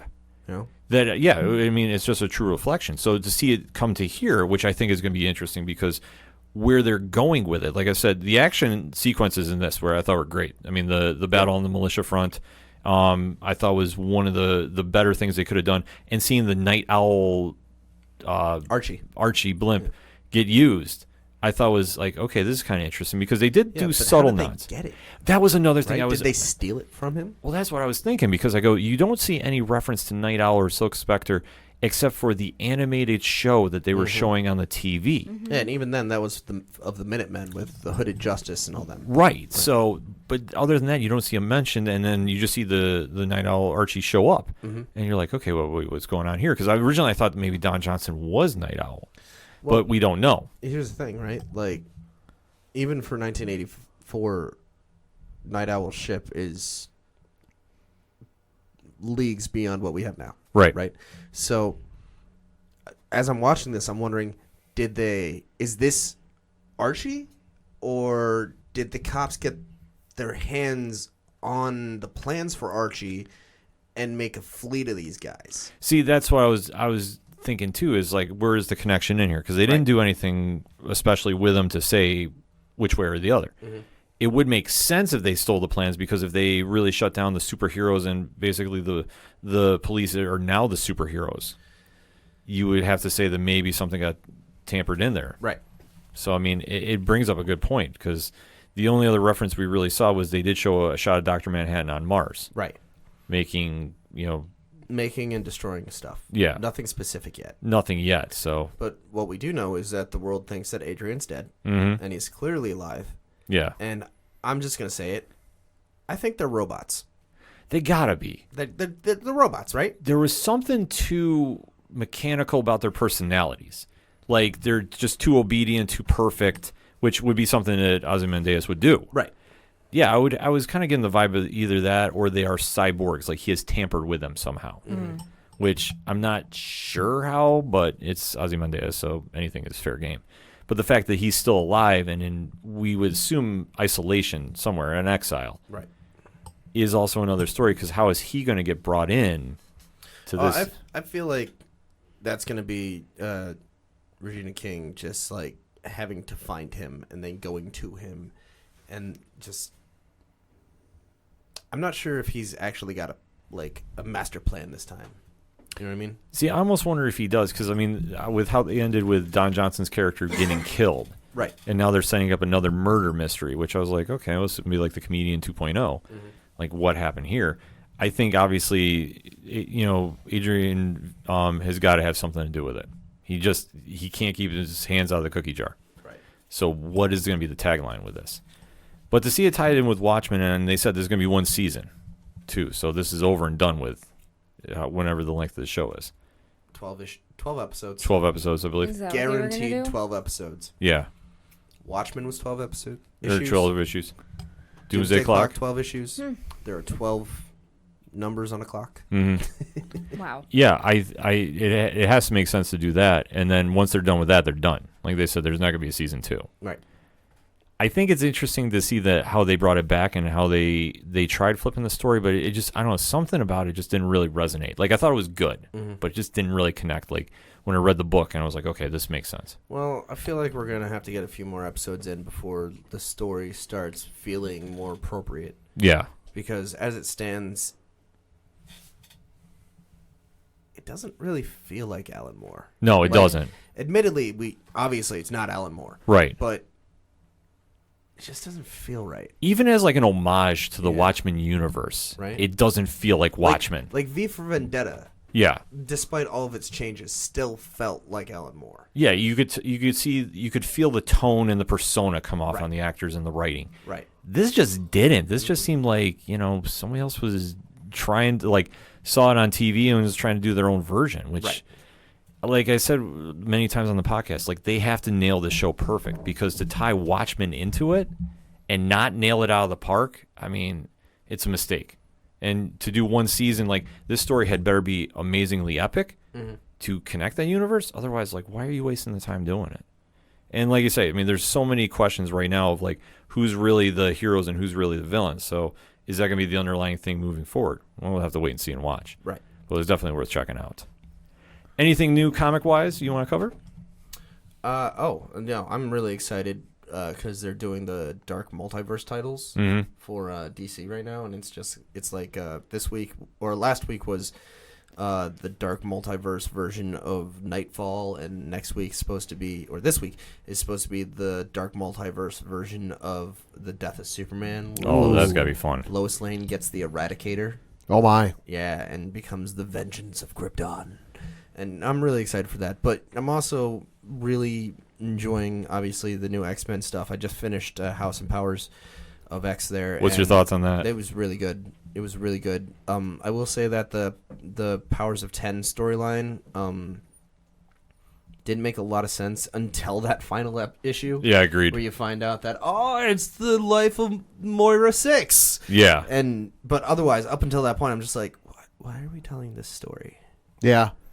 Yeah, no, I had the same feelings. But otherwise, it's been a fantastic run, and it's just, I'm really looking forward to seeing what happens, because they brought in their council there. Mm-hmm. Yeah, and it's really interesting the way they're setting stuff up. Yeah, the dynamic on that council is very interesting. Yeah. Plus, I'm getting weirded out by seeing Apocalypse wear a suit. Like, there's something that just Reservoir Dogs about it. I don't know why. I just see that image, and I'm like, yep, I can hear, like, Quentin Tarantino music playing as he's, like, walking out of the courtroom. And I'm just waiting for him to cut somebody's ear. That's going to be interesting, because he's supposed to be an Excalibur. Yeah. Right? Yeah. And I'm a little weirded out by that, because, like, obviously you've got a classic X-Men villain being on, just one of the teams as one of the dudes, right? Yeah. But they've also got Betsy Braddock on the team. Yeah, as Captain Britain. Right. But they've also got Psylocke on another team. Well, she's on Fallen Angels, which when we went to the panel at New York Comic Con, they were saying that the team of Fallen Angels are people that don't feel comfortable on Krakoa. Right. For various reasons. Like, they all have their own reason that they're not comfortable. Yeah, so they're taking off. I think they start off in Madripoor. Right. And they're going to kind of go in their own. And then I know they're adding members, Husk and Blink. I think so, yeah. By issue 3 or 4. So they'll be getting more characters involved. So I don't know exactly how that team's going to look. But yeah, I think, though, the Excalibur book, I mean, when I first saw it, I thought it was Justice League Odyssey. When I saw Darkseid on a book, like, that blew my mind, seeing him on a Justice League team. Oh, man, that story is insane right now. Yeah. Trust me, he is not on the team. Yeah. Yeah, just seeing him on there, I'm like, I don't even know where to go with this one. It's okay. Yeah. He ended up betraying them all. Oh, yeah. Well, I mean, it's Darkseid. He's Darkseid. Yeah, Darkseid is. That's all you can really say about that. I was considering wearing that shirt tonight. Oh, so good. So good. I can't wait for more Tom King to come out. Like, the New God script, he told us at Con was due in November. Ooh. So he's like, yeah, if you see me freaking out on Twitter, you know why. All right. I'm looking forward to a New Gods book by Tom King. He did a great job with Mr. Miracle there. Well, I mean the movie, though. Oh, the movie. Is he writing the movie? He's writing the movie. Yeah. Oh. Ava DuVernay is directing. Ooh. He is doing the script. Ooh, For what? Eternals is done. Yep, for New Gods. Oh, man. I was looking forward to the Eternals, but yeah, no, New Gods. I don't even care anymore. It's a wrap. It's a wrap. I can't wait to see that. I mean, there's so many good books coming out too. Year of the Villain is kicking into gear, and the whole Apex Lex versus Batman Who Laughs war coming. Did you read the Year of the Villain Lex Luthor tie-in? Yes. Oh my God! I actually made Christina read this, and it's just so good. Just amazing Lex Luthor story, and just the entire thing right now has been fantastic. I mean, Scott Snyder's really killing it. Yeah. And I think Tinian's also working with Tinian's him. Tinian's taking some parts in And it. he's also writing Justice League Dark, and he's going to be writing Batman here soon. And he's been writing the Batman Ninja Turtle series. Like, they've got some really amazing writers just going to town on the DC universe right now, and it is glorious. Yeah. Glorious. Yeah, I know they've announced that Snyder's run, I think, is done in around January, February next year. Yeah, I shared that article like a week ago. I think I was reading. Which I mean, he's definitely putting in his time. Like, Yeah. I mean, just how crazy and like Saturday morning epic this book is. Put him on Superman. Oh. No, wait, I like Bendis. Yeah. Okay. Speaking of which, because we have this discussion, Clark Kent losing his secret identity. Do it. You're all for it. Okay, here's the thing, right? Like, obviously, I love the trope of the secret identity, but it's like Brian Michael Bendis said, right? Like, we will get 1,000 more Superman stories out of this, out of this one change to his character. We could have Superman being a blogger, right? Because it's not like he hasn't spent his entire life like writing. Yeah, that's true. Right, and he could like actually say stuff with his perspective and not have to sit there and be this whole like, well, I'm Superman, so I gotta kind of stay out of your human stuff. Yeah. Because like he's Clark Kent. Like, he's not. Superman is Superman, right? Obviously, but he's Clark Kent. You know, he grew up Clark Kent. He married a woman named as Clark Kent. You know, like, he had a son as Clark Kent. He's Clark Kent. Yeah. That's who he is. Superman is the way the world sees him. Mm-hmm. Clark Kent is the way that his wife, his son, his parents, his friends see him. And now the world's going to see him like that. And it's going to lead to a bunch of crazy stories. Obviously, he's going to get sued. Yeah. He's going to get sued right off the bat for misrepresenting himself in the news. Yeah, a lot of people are right? going to be like, you've just been lying to us this whole time? No, like, he's been telling the truth the whole time. Because if you look at it, right, the article that got him hired at the Daily Planet was an interview with him and Superman, where Superman basically spills everything. It's like, these are my strengths, these are my weaknesses, this is where I'm from. All right. Yeah. I knew that. So, like, people are going to be like, well, you said Superman said that. And he's like, yeah, I'm Superman. This is where I'm from. These are my weaknesses. These are my strengths. Yeah, because I think this is going to go over more better than when Spider-Man revealed his secret identity. Well, I mean, obviously, different storyline and different reasons for it. the reason for that is, right, like, Superman's family can handle itself. Mm-hmm. Spider-Man's family is a little bit different in that, like, Mary Jane is most definitely not Lois Lane. Right? Like, Lois Lane is Lois Lane. Yeah, Lois Lane is, Lois Lane is probably one of the most badass women in the DC universe. I was going to say, she's a force of nature in her powers. own right. The only power she has is the power of the press, and she uses it. Mm-hmm. What are you going to do, threaten her? Good luck, man. Yeah. What are you going to do, threaten his son? Mm-hmm. His son is Superman. Yeah. Yeah. Little Superman. But Right. Superman. Yeah. Oh, we're going to threaten his best friend. That's Batman. Yeah. Like, What? the thing about, like, threatening Superman's loved ones is that they can all handle themselves, and they've made it very clear to him about that. Also, are you really going to threaten Superman's loved ones? Superman's? Really? Really? Yeah, I mean, we haven't How really well is that seen. gonna go? Yeah, we haven't really seen him too angry, but when he does, Well, even if you didn't really make him angry when you threaten his loved ones, it's still Superman. Yeah. He doesn't really have to be angry at you for him to, like, stop you. yeah, So it's going to be interesting once they get going on that. I mean, DC's got a big, end of the year going on. Obviously, the CW shows, Crisis on Infinite. I'm so excited for that. God. It's That's gonna be nuts. so epic. I heard Titans has been all but confirmed. I need my Brendan Fraser Doom Patrol though. Oh my god! When I found out Brendan Fraser was going to be Robot Man, I started weeping. Like, not really, but I was like weeping on the inside because I love Brendan Fraser. I grew up in the era when he was like your childhood crush, and he still is. It's and the one time he'll be able to say I fuck. just love him so much as Robot Man, and I'm like, this is the best thing that's ever happened Well, to you. the Titans thing, CW wants it to happen, just for whatever reason. It might not. It might. It's kind of up in the air, and I haven't really seen anything going one way or the other. Yeah, I think you'll just see like a cameo, like when Flash ran through the timeline and there was the Legion ring. Well, and because the thing like of it is too with Chris on Infinite Earths, yes, it's going to be epic. Yes, it's going to be amazing and all this stuff. But you logistically think of like how many people they are bringing back for this crossover. Tom Welling's coming back as Superman. Justin Hartley's coming back as Green Arrow from Smallville. Like logistically, there's 5 episodes I think of this. Yeah. Burt Ward's coming back. Kevin Conroy's going to be on.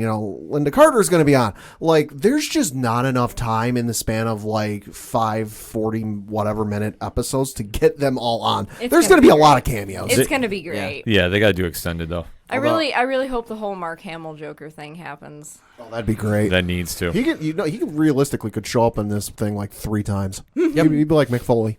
Oh, that would be amazing. Well, you've been following all the DC shows though coming back. Yeah. So what's been standing out to you? So far, I mean, Batwoman's been getting better. I mean, the episode they had this week, was probably the best they've had by far. She finally kind of grew out of the I'm not Batman, I'm Batwoman. I got to stop trying to be Batman and be my own thing. But so far, Arrow, I think, has been the best out of all of them. Just that first episode was incredible. Yeah, the fact see he's your Arrow and I raise you Flash. Okay. Really.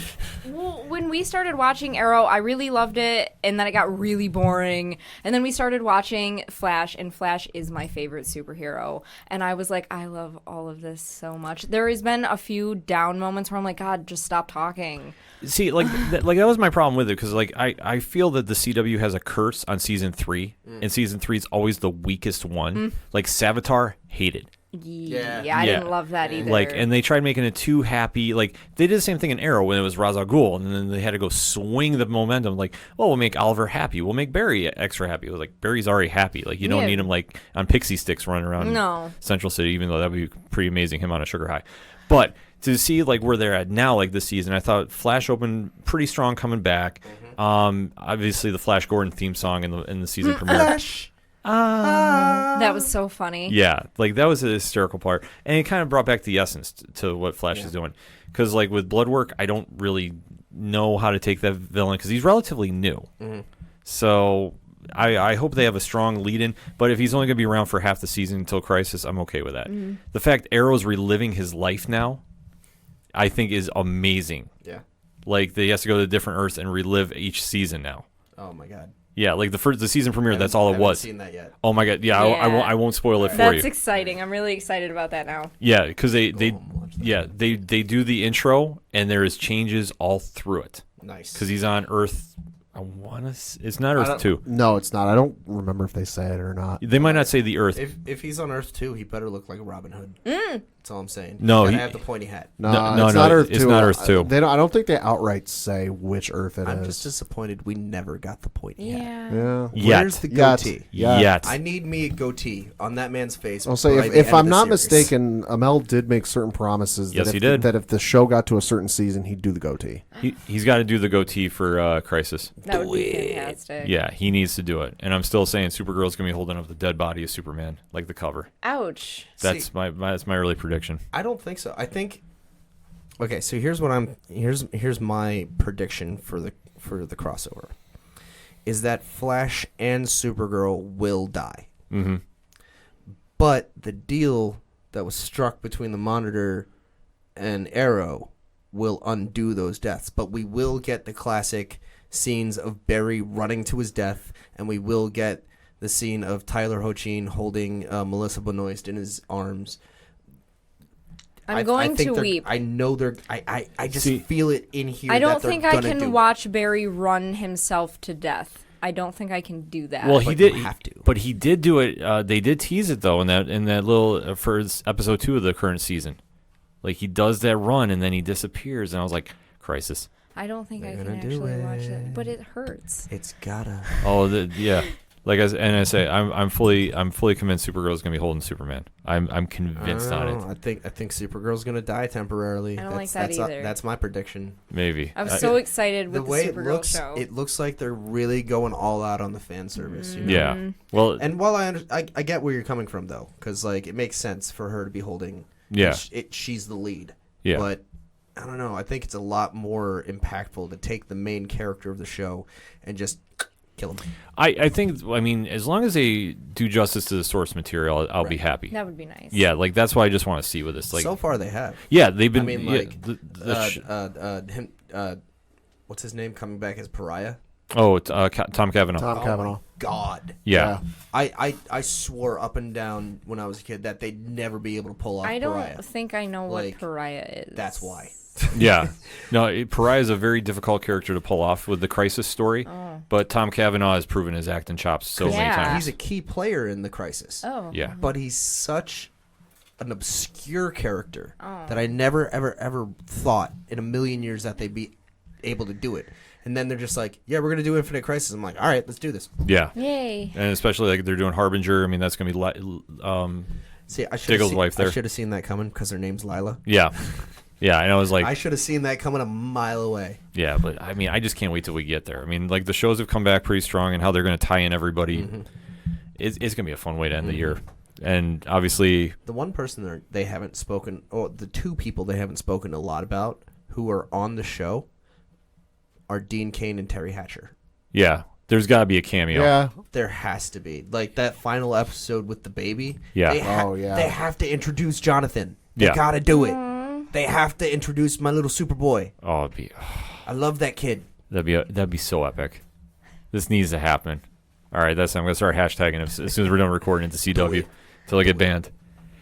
That's all we got for this week. So, for Just Incredible and Crisis Cosplay, let's get your shout-outs. Where can our listeners find you, and what are you guys up to after the episode?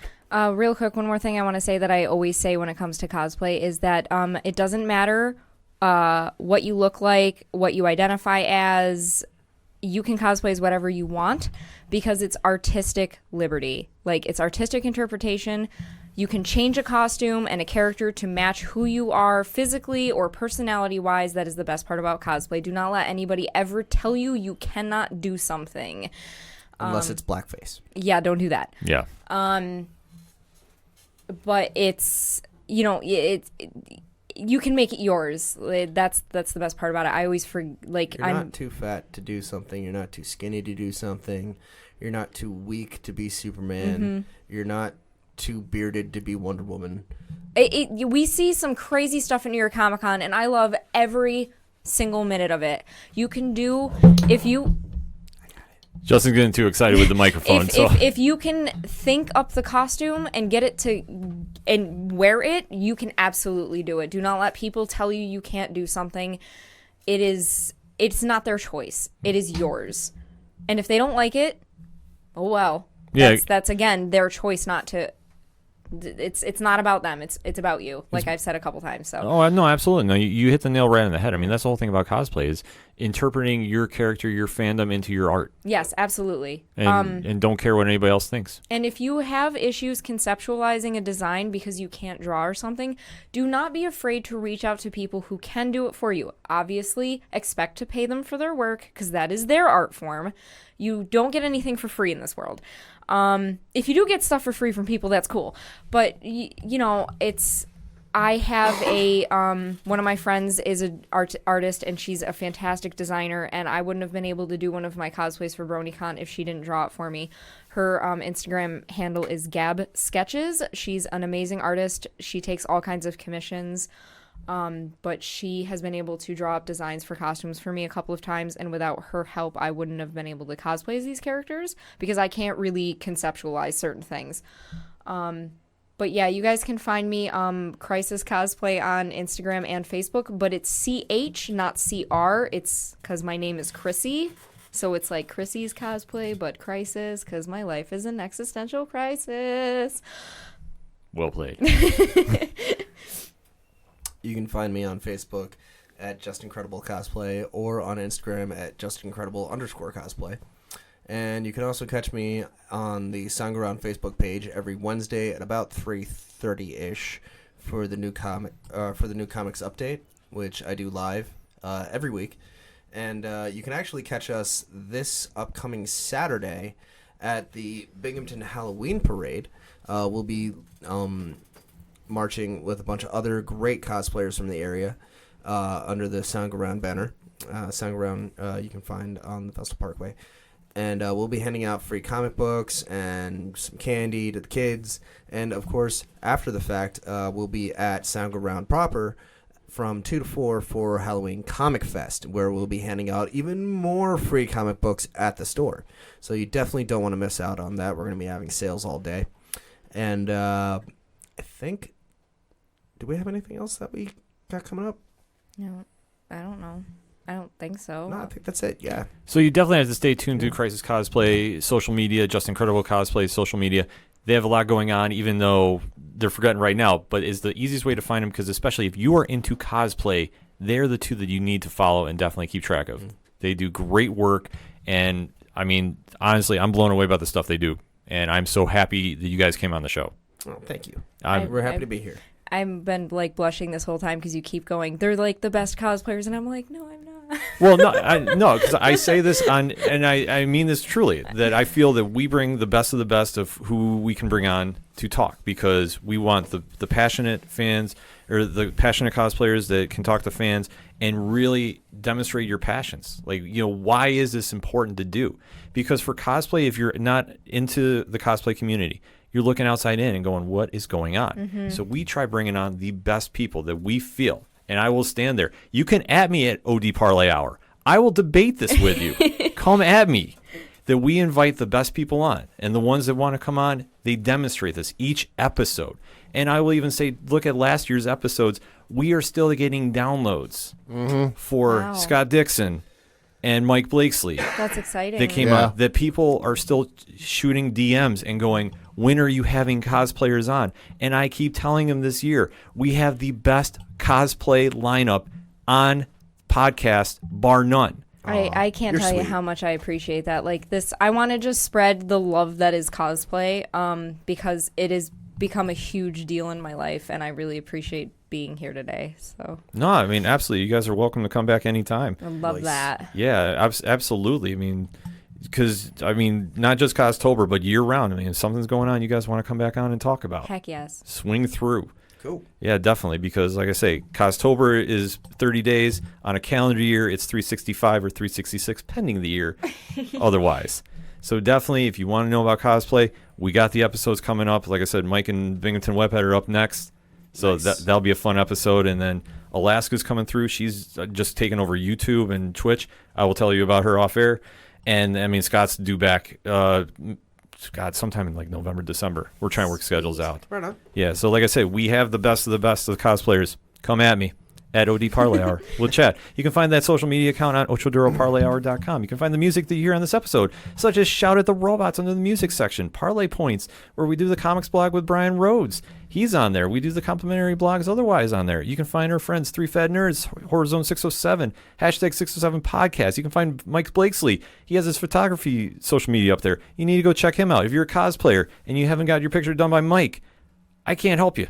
You need to get that done ASAP. What can I say? OchoDuroParlayHour.com. You can find everything that you need for the ODPH. We have it on there. So, like I said once, and I'll say it again, that's all we got for this week. So, for Just Incredible Cosplay. Yow. For Crisis Cosplay. Thanks for having me. Thank you for coming on the show, guys. For Padawan J. Thank you. I'm your host, Ken M. Thank you, as always, for listening to the ODPH podcast, better known as the Ocho Duro Parlay Hour. We'll see you next time.